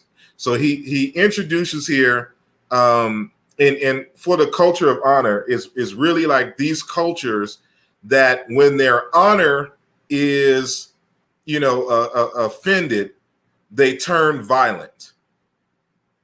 And so he's saying that, you know, cultures that emerge in marginally fertile areas like mountains and rocky spaces, and we can add deserts and snowy places, you know, where there's not enough vegetation throughout the year because everything is covered in snow. And so this marginality of resources, you know, produces a different type of culture, especially when they take on nomadic pastoralism. So we'll continue. The survival of a farmer depends on the cooperation of others in the community, but a herdsman is off by himself, Farmers also don't have to worry that their livelihood will be stolen in the night, because crops can't easily be stolen unless, of course, a thief wants to go to the trouble of harvesting an entire field on his own. But a herdsman does have to worry. He's under the constant threat of ruin through the loss of his animals. So he has to be aggressive. He has to make it clear through his words and deeds that he is not weak. He has to be willing to fight in response to even the slightest challenge to his reputation. And that's what a culture of honor means. It's a world where a man's reputation is at the center of his livelihood and self-worth. The culture of honor hypothesis says that it matters where you're from, not just in terms of where you grew up or where your parents grew up, but in terms of where your great-grandparents and great-great-grandparents grew up, and even where your great-great-great-grandparents grew up. That is a strange and powerful fact. It's just the beginning, though, because upon closer examination, legacies turn out to be even stranger and more powerful than that. So what he's saying is that, your ancestral legacy has an impact on your behavior in the current time, going even back to your great-great-great-great-great-grandparents. And so even if you are not in the same type of social and physical environment, because culture is passed on from, mouth to ear, generation to generation to generation, those ideas from the past are still going to be carried on today through their descendants. And so cultural legacies are powerful forces. They have deep roots and long lives. They persist generation after generation, virtually intact, even as the economic and social demographic conditions that spawned them have vanished. And they have and they play such a role in directing attitudes and behavior that we cannot make sense of our world without them. So even, for example, the Africans who were enslaved here in the Americas and the children who were born and raised here in isolated in ghettos and stuff to this nature, even though we did not exist on the continent where our ancestors come from, we still have those ancestral tendencies because those cultural things are still passed down. And it's the same thing with the European. And so this is going to be very important in regards to his larger point. So there's another book called Culture of Honor, The Psychology of Violence in the South. And this reaffirms much of what the Gladwell was talking about in the text Outliers. So in this text, under the heading of herding and the uses of warfare, people who herd animals usually live in places such as mountains, semi-deserts, and steppes, where because of the ecology, crop farming is inadequate to provide basic food needs. They have little surplus and sometimes experience genuine want. Thus, they are often tempted to take the herds of other groups. In other words, they invade all the time. As a consequence, theft and raiding are endemic to pastoral peoples. Or as one herdsman of the Middle East put it, raids are our agriculture. Thus, skill at warfare is valuable to a herdsman in a way that is not to a hunter-gatherer or a farmer. It is no accident that it is the herding peoples of Europe who have been reputed to be the best soldiers over the centuries, that to the Scots, as to the Swiss, to the Swedes, Albanians, Prussians, and other people of Europe's margins and infertile uplands, war has been something of a national industry. I hope y'all are paying attention to some of these key concepts here. One being herdsmen, nomadic pastoralists, and also living in infertile, marginal, spaces on Earth. And so they named some of these, and so we learned a little deeply more in the Outliers text in terms of the attitudes that a pastoralist must have. So that that's why in this particular passage they make the best soldiers, because they're always constantly at war. And this is one of the reasons why the Africans weren't always at war, which is why we didn't, take a lot of time to, think of new deadly weapons and torture things in Africa, because our ecology was different. We were primarily, farmers or hunter-gatherers. And so those ecologies produce different type of cultures and mindsets versus the pastoralists. And so, these attitudes and things even happen for the Black pastoralists, like your Fulanis, and Beja people, et cetera, et cetera. They all, no matter where you are in the world, they take these attitudes. And we'll see that in a little bit. So on page 6, in addition to the marginal Northern Europeans, many, if not most, Mediterranean groups, including the traditional cultures of such peoples as Andalusians of southern Spain, the Corsians, Sardinians, Druze, Bedouins, I think it's supposed to be Druids, actually. It may be Druze. Bedouins, Kabyle of Algeria, and the Sarakatsani of Greece are all characterized as holding to a version of the culture of honor. These groups all have economics that are greatly dependent on herding. Many other traditional societies of Africa and the steppes of Eurasia and North America also have or had herding economies and cultures of honor. An even better natural experiment came with the introduction of the horse to the American Indians of the plains. Prior to the arrival of the horse, the tribes of the plains had been relatively peaceful. After its introduction, many tribes began to behave like herders everywhere. They reckoned their wealth in terms of the number of horses they owned. They staged raids on their neighbors, and they began to glorify warfare. So as soon as the Native Americans took on the nomadic pastoralist lifestyle, they started behaving more warlike. And so that's something that has to be, remembered. So there's another text that I have. It's called the Royal Hordes of Nomad Peoples of the Steppes. So the Steppes is the area where the Caucasus is that Nick Cannon was talking about. And so there's an array of texts talking about these steppes, these nomadic hordes, which are the Indo-European people, the white folks.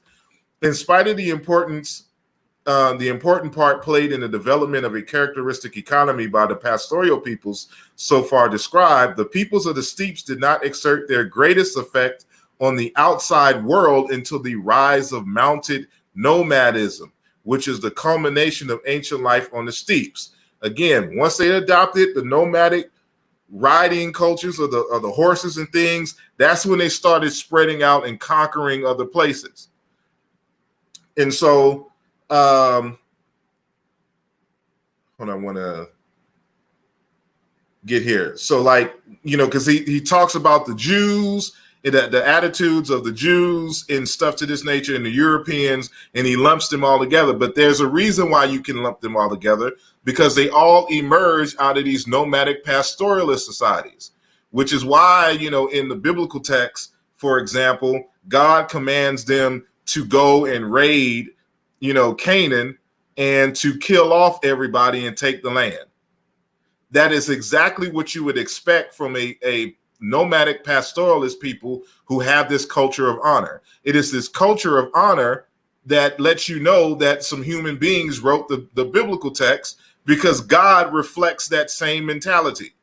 So if you offend God, you don't give him enough praise and things of this nature, he responds violently to you, because you have offended his honor as the one and only true God, allegedly. So my response as God is to kill everybody. And we see that time and time again in the text. And so this is, these attitudes in terms of the nomadic pastoralists is talked about by Donald B. Redford in his book, Egypt, Canaan, Israel, and Israel in Ancient Times. So when talking about the Bible, he says, dominating the primitive concepts of the community of nascent Israel was the notion of a contract between Yahweh, the God of the group, and the human community. Sovereignty resided with Yahweh, not the community. The rules he laid down unilaterally, in fact, the human party to the contract had no say in the matter. were draconian in the extreme, and the deities' will utterly barbaric. Alien groups whose actions or even presence were deemed in opposition to Israel are consigned to genocidal slaughter and the behest of Yahweh. Here's the verses. Even fraternization with foreigners brings the plague. Here's the verse here. Anyone who dissents Yahweh is burned up. Here's a verse here. Anyone who complains, he strikes with the plague or sends poisonous snakes after them. Aberrant cultic practices, even though indulged innocently, brings death. These are the kinds of ideas and attitudes that come from nomadic pastoral people. And so, I was going to get into the, who the Fulani and all that is, maybe at another time. But these are the things that we have to keep in mind when we're talking about these Indo-Europeans, because their culture emerges out of the steppes in these marginalized places. So when Nick Cannon says, their violence is because of a lack, he wasn't just saying in terms of a lack of melanin.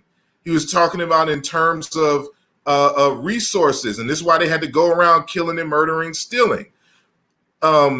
I'll just read this one section here. There was one I was looking for, so I just wanted to make sure. So here's a citation from what is this? Well, this is a book, Culture of Honor, Violence, and Homicide. And so from the back, they're talking about the culture promotes beliefs and values to help its constituents to address local and enduring problems. We propose that cultures that allow and encourage certain forms of violence do so in response to specific ecological problems, namely pervasive resource deprivation and unreliable law enforcement. And I'll stop there because the book kind of focuses on the Scot-Irish again. But even in the wiki article, on Eurasian nomads, it says the Eurasian nomads were a large group of nomadic peoples from the Eurasian steppes. The Eurasian steppes are right here, where the quote unquote Caucasus are, in this area here. And from the Eurasian steppe, who often appear in history as invaders of Europe from Western Asia, Central Asia, Eastern Asia, and Southern Asia. Historically, areas to the north of China, including Manchuria, Mongolia, and Xinjiang, or I think that's how you pronounce it, were inhabited by nomadic tribes. Early periods in Chinese history involved conflict with the nomadic peoples to the west of the Wei Valley. Texts from the Zhao dynasty compare the Rong, Di, and Qin dynasty to wolves, describing them as cruel and greedy. And this shouldn't be any surprise to us, especially those of us who study ancient Egypt. What did we call the Asiatics? We called them the Amu. And the Amu, the word Amu for Asiatics, a nomadic, to find a nomad from the Eastern Desert, or Amu is shepherd, nomad, herdsman, farmer. The Amu, the Fellahin, shepherd, nomad, people who are semi-farmers. But the word comes from a root meaning animal, beast, cattle of Egypt. And so these people, they lived and operated and acted like animals, savages, exactly what, Nick Cannon was talking about. So even in the Bible, in Genesis 46 and 34, it states that all shepherds are an abomination to the Egyptians. And so those of us who are familiar with this history is because the Amu and the Haparu, the so-called Hebrews, etc., were constantly raiding and invading, and stealing and causing all kinds of trouble. And so, what he's saying, and I'm talking about Nick Cannon, is right and correct. He's just blaming it on the wrong thing in terms of melanin, primarily. He could have made that same argument with this knowledge and other sources that talks about how the culture of white people emerged as a result of their nomadic pastoralism and existing in these steeps, in these marginal, infertile places, which forced them to, because they're guarding cattle, which forced them to develop warlike attitudes, which in turn motivated them to raid and pillage, other groups of people. And so this starts the chain reaction around the world, because that's the attitudes that they have. They acting like animals. They acting like Amu. And so I'll just end that and get y'all commentary. Yeah. So I'm gonna share my screen because I'm gonna read something that supports this point. I don't, well, if my camera even works, but let's just see. Enter screen, application window, presentation. Tell me if you can see. Hold on, PowerPoint. Oh, I have to bring it in. So hold on. Okay. There we go. All right, is it sharing? Yeah. Okay, so this here comes from ancient Kemetic text, and the historical setting is ascribed to the 9th or the 10th dynasty of ancient Kemet. So we're talking 3rd or 4th millennium. And that would be according to Robin Walker's calculations. So, and this is the instructions addressed to King Merikare by his father, apparently one of the Octoi kings. And he says this should be said to the bowmen. Now, mind you, when they say the bowmen, they're speaking about what we're calling modern day Sudanese. He says, behold, the miserable Asiatic. Now, the term there, Asiatic, is that word Amu that Asar just spoke about. And he continues, he is wretched because of the place he is in, short of water, barren of wood. Its paths are many and painful because of the mountains. He does not dwell in one place. Food propels his legs. He fights since the time of Heru, not conquering nor being conquered. He does not announce the day of combat like a thief who darts about a group. Now, we can go through this line by line since this is a short passage. So look at the description: miserable Amu, miserable Asiatic. So this is referring to a behavior that is generally understood and experienced by Kemetic people and perhaps these surrounding peoples of these Asiatics. He is wretched. Again, another description. He's unhappy. He's marauding because of the place he is in. Now this king is telling his son Merikare, because of the environment. It's the environment that is influential of the behavior that's being described as miserable and wretched. Then he goes on, he gives the reason why. Because they are short of water and barren of wood. So what he's describing is the lack of resources. Its paths are many and painful because of the mountains. So these are people who dwell in mountainous areas, highland areas, etc.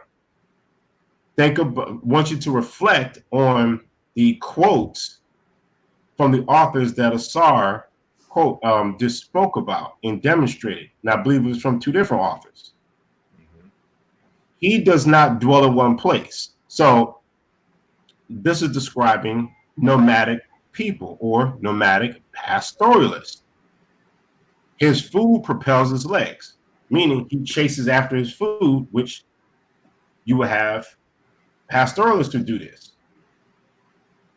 He fights since the time of Heru. So this is an analogy saying since the ancient times. Okay. Yeah. Not conquering nor being conquered. So it's constant confrontation. He does not announce the day of combat. So you would think about people who they have no order to how they're fighting. There's no agreed upon codes of conduct or rules of engagement, like a thief who darts about a group, end quote.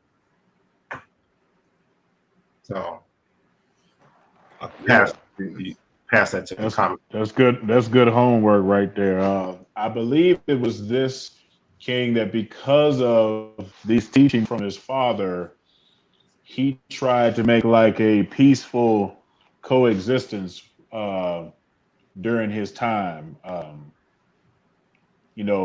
Really focusing on like improving the prosperity of the land with what is described as the bowman in this text.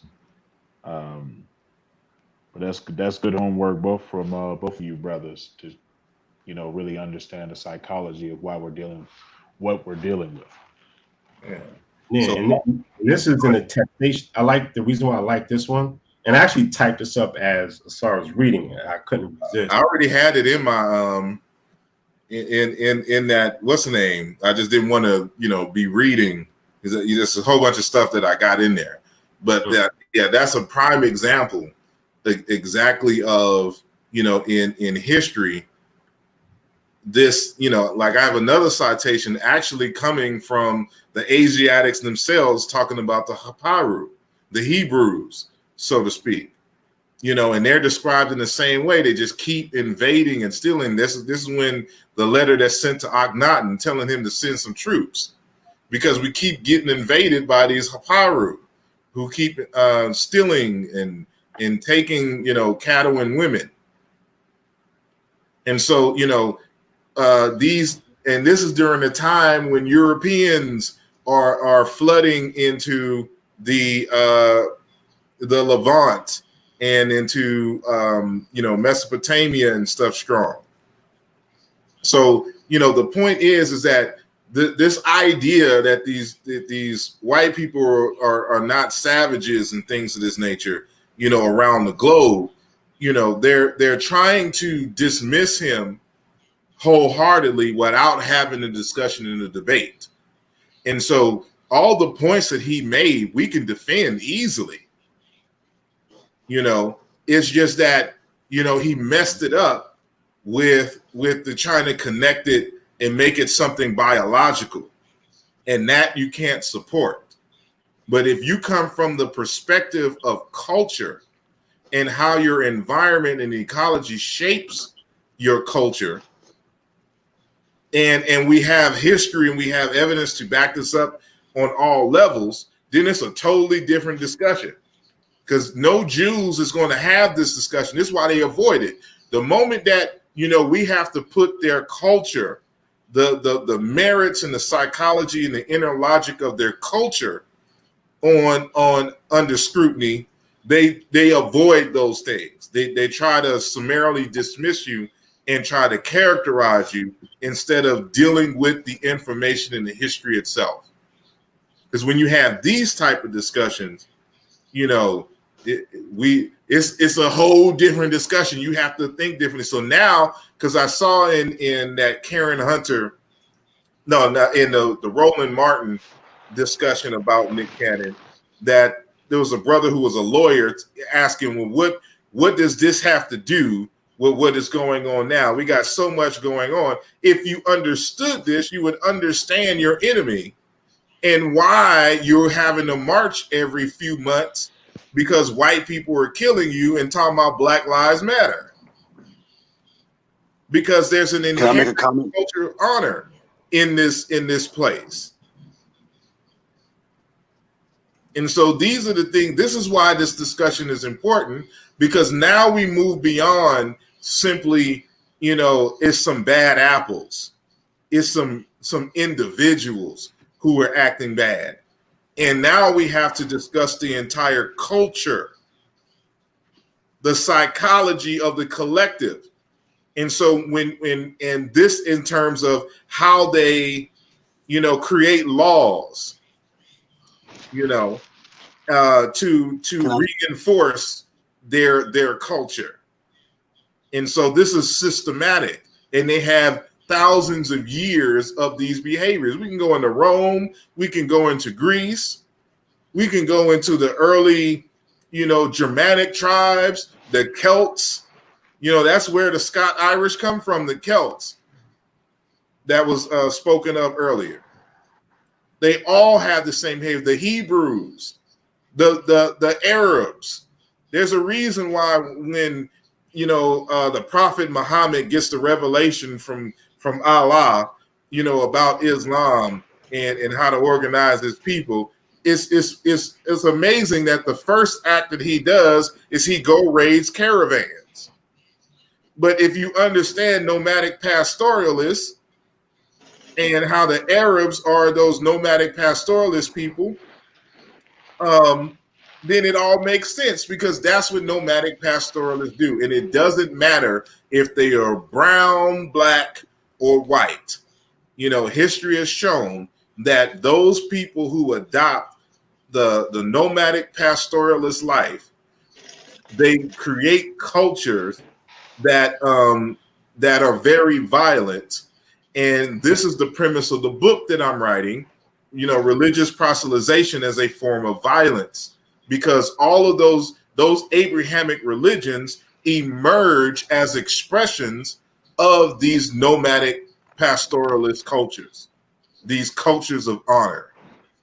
And they are diametrically opposed to the dominant, social structure and ethos that you find on the continent of Africa, because they were mainly either hunter-gatherers or they were farmers.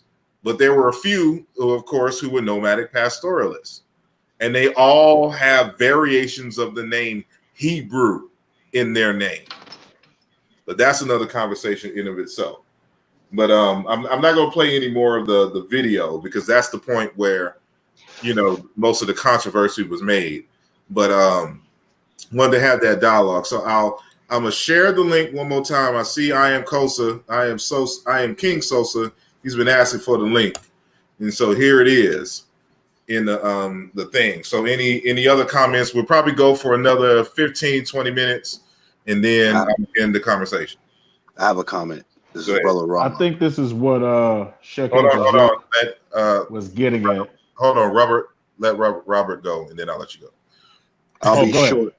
I'll be short, Brother Panther. Back to a point that I made earlier in the show. Neither one of them were well equipped to have this type of conversation. I'm speaking on history. I felt like I said, Professor Griff, as an elder statesman, he should have steered the conversation another way. You know what I mean? It was just disappointing to hear such historical inaccuracies, and neither one of them were equipped to see. They're not you. You gentlemen, you guys are equipped. You're qualified to have this kind of conversation. They are not. And I guess that's the point that I was just trying to make. You know what I mean? It should have been thought about a little more intelligently, because it cost the brother. You know what I mean? It cost him a lot, man. And who knows how it's going to affect his future, in spite and regardless of him apologizing, because how they do. They don't, they got their eyes on you. So it's like every little thing that you do, they're going to be there. Mm-hmm.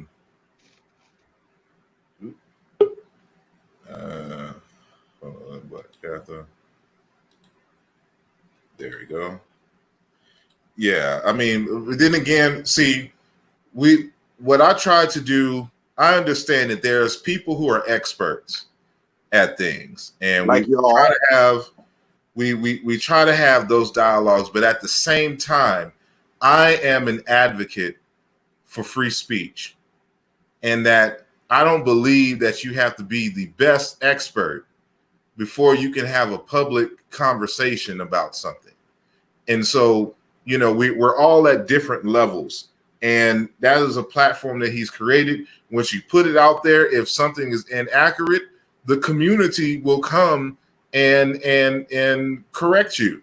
That's just how it is. But you always want to leave open the space for people to have their own dialogue at their own level. And when they, evolve, you got to give people time and space to evolve. And so we don't all require, a PhD to have a discussion about something. They may raise questions about things that spark, some internal dialogues, and it may make them go look into it a lot deeply, or more deeply, I should say. And so, again, regardless, you really need to watch the whole thing from beginning to end. Everything was centered around themes that were in his book, which there was 2 books that he was promoting that was right there on the desk, and all of that stuff was talked about in the book. So, so that's neither here nor there. So this is, without these types of conversations, then people like us, it provides people like us to have these conversations more deeply. It's just like with the Jada Pinkett and, Will Smith situation. A lot of people would view that as tabloids, but, for those in their right mind can see it as a learning tool, as a conversation tool on a variety of things in terms of interpersonal relationships, in terms of trust. And, like I did the other day, extended to, Black economics, et cetera, et cetera. And so, so I wouldn't discount it in that way. So, but Black Panther. I found Brother Griff's book on Amazon. It's called The Psychological Covert War on Hip Hop, the Illuminati's Takeover of Hip Hop. Mm-hmm. So that's the text in which, they were talking about. And if you go on Amazon and you look at, because they give you a free preview inside, you will see all of the stuff basically that came out in this particular interview. You will see them, and you will see it in the table of contents, in which he calls degrees instead of chapters. But you'll see it when you go in there. But I wanted to say, in your conversation about the Aparu or Haparu, all the texts that come from that Fertile Crescent area describe them just as you said: outlaws, raiders, people that's gonna take your stuff. Basically, if you ain't got it bolted down, they gonna come take it. Especially, if it's something of use to them. So you're absolutely correct. And I would also like to say, don't hold that presentation or book back that you showed us, brother, because I saw them other slides in there. And go on and put that out. Don't be holding back. No, I gotta, see, I'm trying to avoid a Nick Cannon situation. I gotta make sure all my ducks in a row, because hey, I advocate for that. I'm bringing a different type of argument here, and I'm gonna show why those proselytizing religions are anti-African in scope. And so this is part of that larger conversation in terms of the religious piece. But, there's a whole, that's what I'm saying. Like, if Nick was hooked up with the right people, there's a whole body of literature, even going like, I'm studying also like the research in terms of violence in primates. Like there's a whole body of research that's looking into where does human violence come from? Can we see, evidence of war and warlike behavior even in other primates? And like one of the books that I cited, I was reading from, they were talking about how this other book I got. Let me look at my notes real quick. It is, what is the title? It is called, hold on one second. War, Peace, and Human Nature, the Convergence of Evolutionary and Cultural Views. And what they argue, and it's an edited work, so there's like 20 chapters or so from different authors discussing, various aspects of the theme of the book. And what they're talking about is this notion that war is like innate in human beings is inaccurate, that the concept of war is relatively recent in human history. But guess, around the time that war emerges, it's around the same time that we started domesticating cattle and taking on that type of ecology. And so that should tell you something there. Like, so, it's a whole body of literature, that, he would need to read. And so that, I'll be summarizing and synthesizing, in that upcoming text. And I'm trying to see if I should hold off and let that be like a PhD dissertation,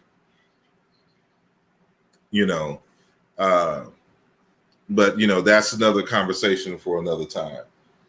Hold on one sec. Hold on. I Am King Sosa says, you would like Robert Sapolsky. He is also a primatologist and has a book called Behave. Got a lecture on YouTube dealing with everything you said about pastoralists. I'm telling you, and this is, I'm gonna look him up too. So thanks for the reference. But yeah, like all this stuff, like if when we start dealing with the cultural piece, then a lot of this stuff starts making sense.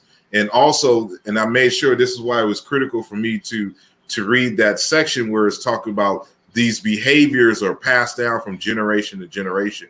And even though, most Europeans in the United States are not nomadic pastoralists, they still have the psychology and behavioral attitudes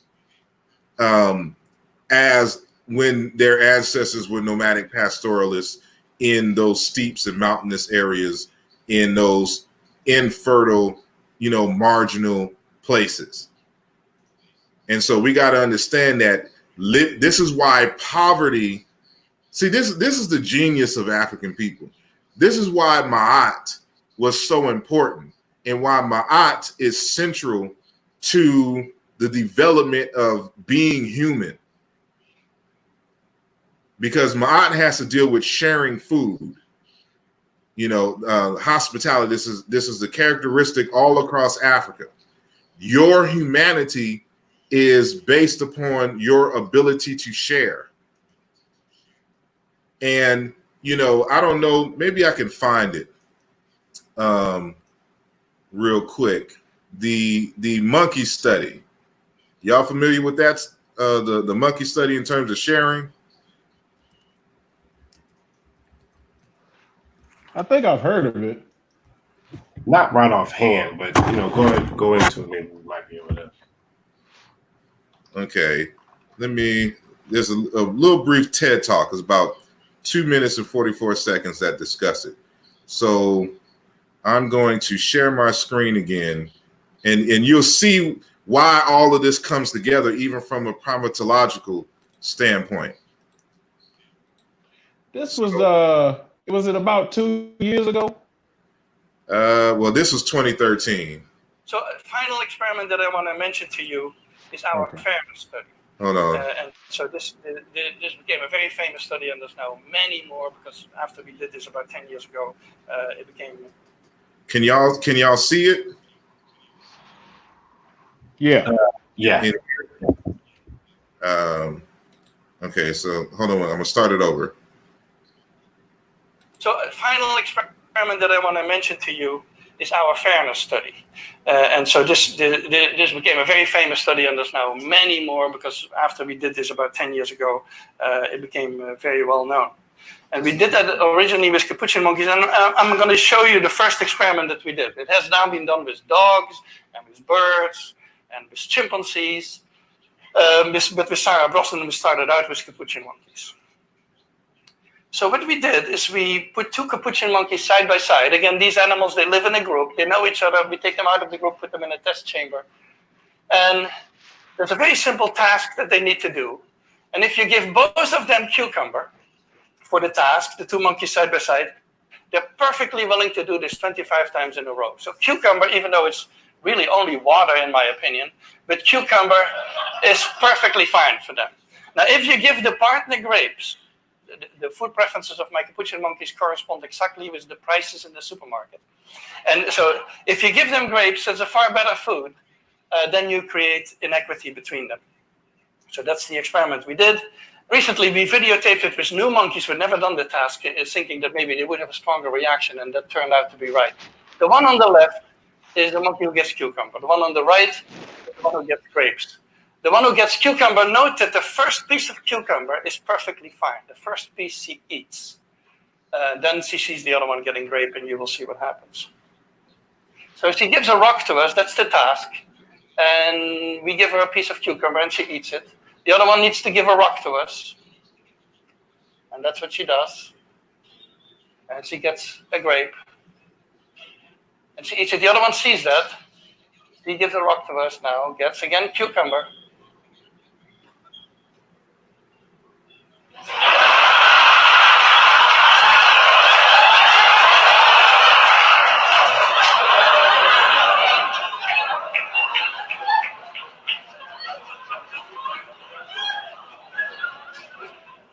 She tests the rock now against the wall. She needs to give it to us.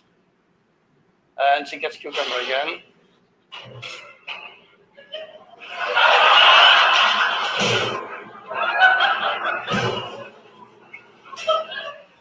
So this is basically the Wall Street protest that you see here.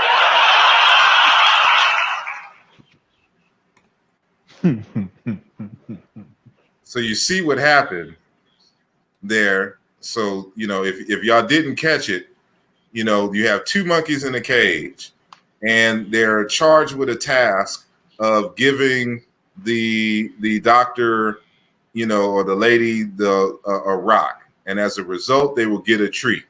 So, you know, at first they both get a cucumber, I think, and then, you know, the one on the right, he gets a grape. And so when it came to the one on the left doing the same task and getting a cucumber, he knows that the grape is sweeter and whatnot. So he knows that they're different. You know, you see him throw the cucumber at the lady and starts violently shaking the cage. And so what I mean by, you know, our ancestors understood something, that if everyone is taken care of, it greatly reduces the chance of intercommunal violence between people, which is why the communal aspect of society was stressed much more in Africa than anything else.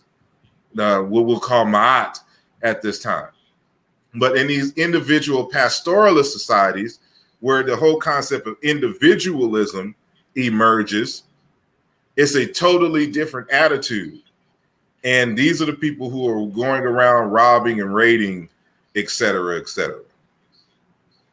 So, you know, this has a primal thing to it, and this will also be discussed, you know, in the text. All right. I have something to share that I think supports this premise regarding animals and sharing. So I just did the share screen. Can you hear me? Yeah, we can hear you. Oh, okay. All right. Can you see the screen? Yeah, it's up. Okay. So why do animals share? Natural selection should weed out the do-gooders and leave only egoists. but animals share just the same. So we see the imagery here. It appears that these two animals are sharing food. Of course, they're doing it via their mouth. A common vampire bat, Desmodus rotundus, returns from a successful night of feeding.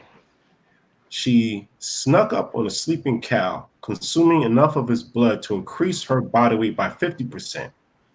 Upon arriving at the tree she shares with a group of other female bats, she finds that one of the other bats in her roost hasn't been so lucky.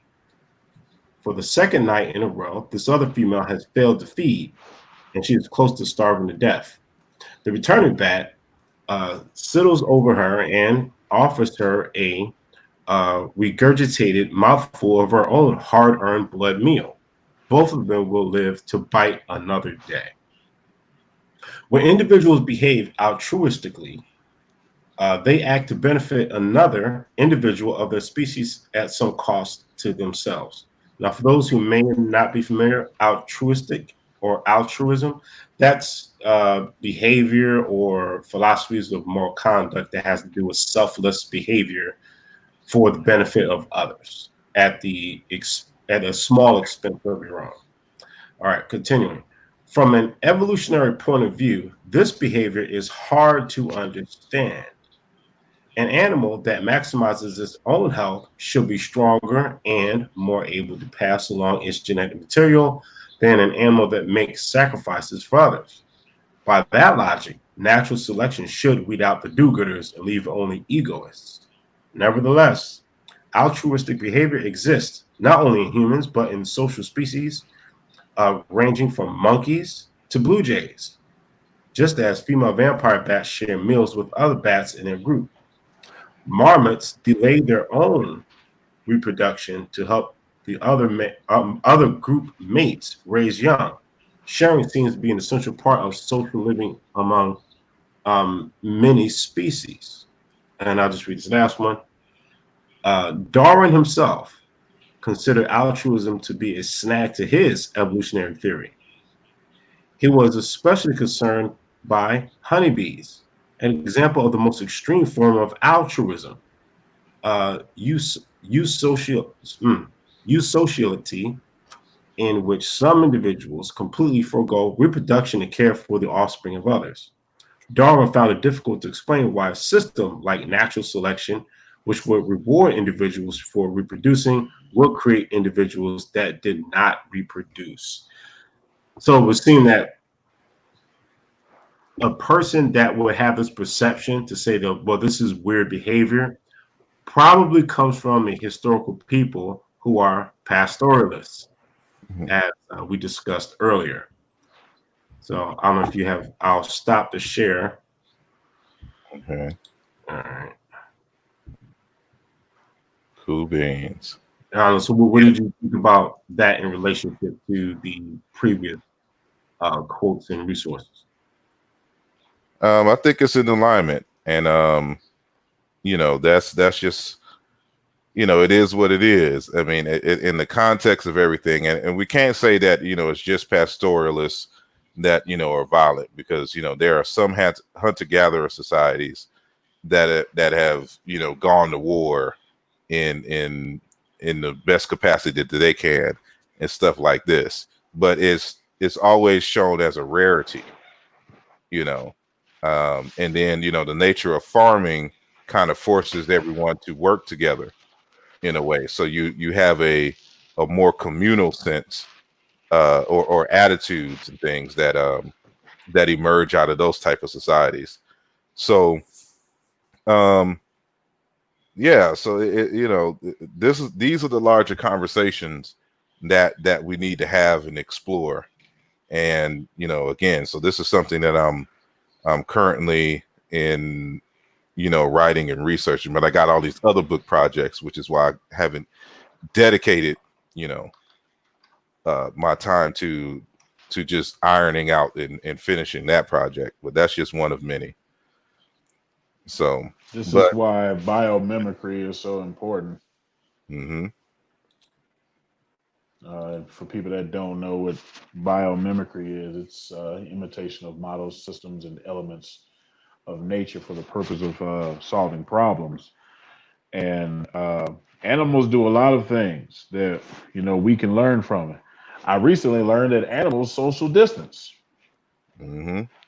When one of them gets a disease, and they did a study on these particular type of lobsters who, there's a disease that they can catch when going to feed. And if one of them catches it, he kind of just goes off to himself until he's, healthy again. So even the aspect of social distancing is, biomimicry, or what they call biomimetics. Mm-hmm. So, we can learn a lot from nature. You even look at, say, cats or felines, usually when they feel sick, because we normally think of cats as carnivorous exclusively, but when they feel sick, they'll eat grass or they'll eat plants, which is fiber to go ahead and get whatever to move things along. But they'll eat plants, i.e. grass or grass-like materials, when they feel sick. And dogs do this as well. They'll go off and isolate themselves. Yeah. Yep. Well, we've been going 4 hours now, and so I'm going to have to end it here. And I will keep everyone abreast on some future interviews and conversations. So I appreciate all of you who have been rocking out with us, this long, and joining the conversation, and in the chat, and those who have joined our panel, Brother Robert, Brother Black Panther, Brother Ifatunde. Thank you all. And thank you all again who are watching the archives or whatnot. Please share, like, and if you are not a subscriber to this page, subscribe to the channel. I said page, yeah. Subscribe to the channel and hit the bell so that you are notified when I have a video or whatnot. And all of those who sent donations, thank you greatly. All of your donations help with the channel and future activities. So we are very greatly appreciative of your gifts. So with that said, I will end the program. So if you want to hit me up, here are my contacts, in terms of social media. And with that said, y'all have a blessed weekend. I will see y'all next week.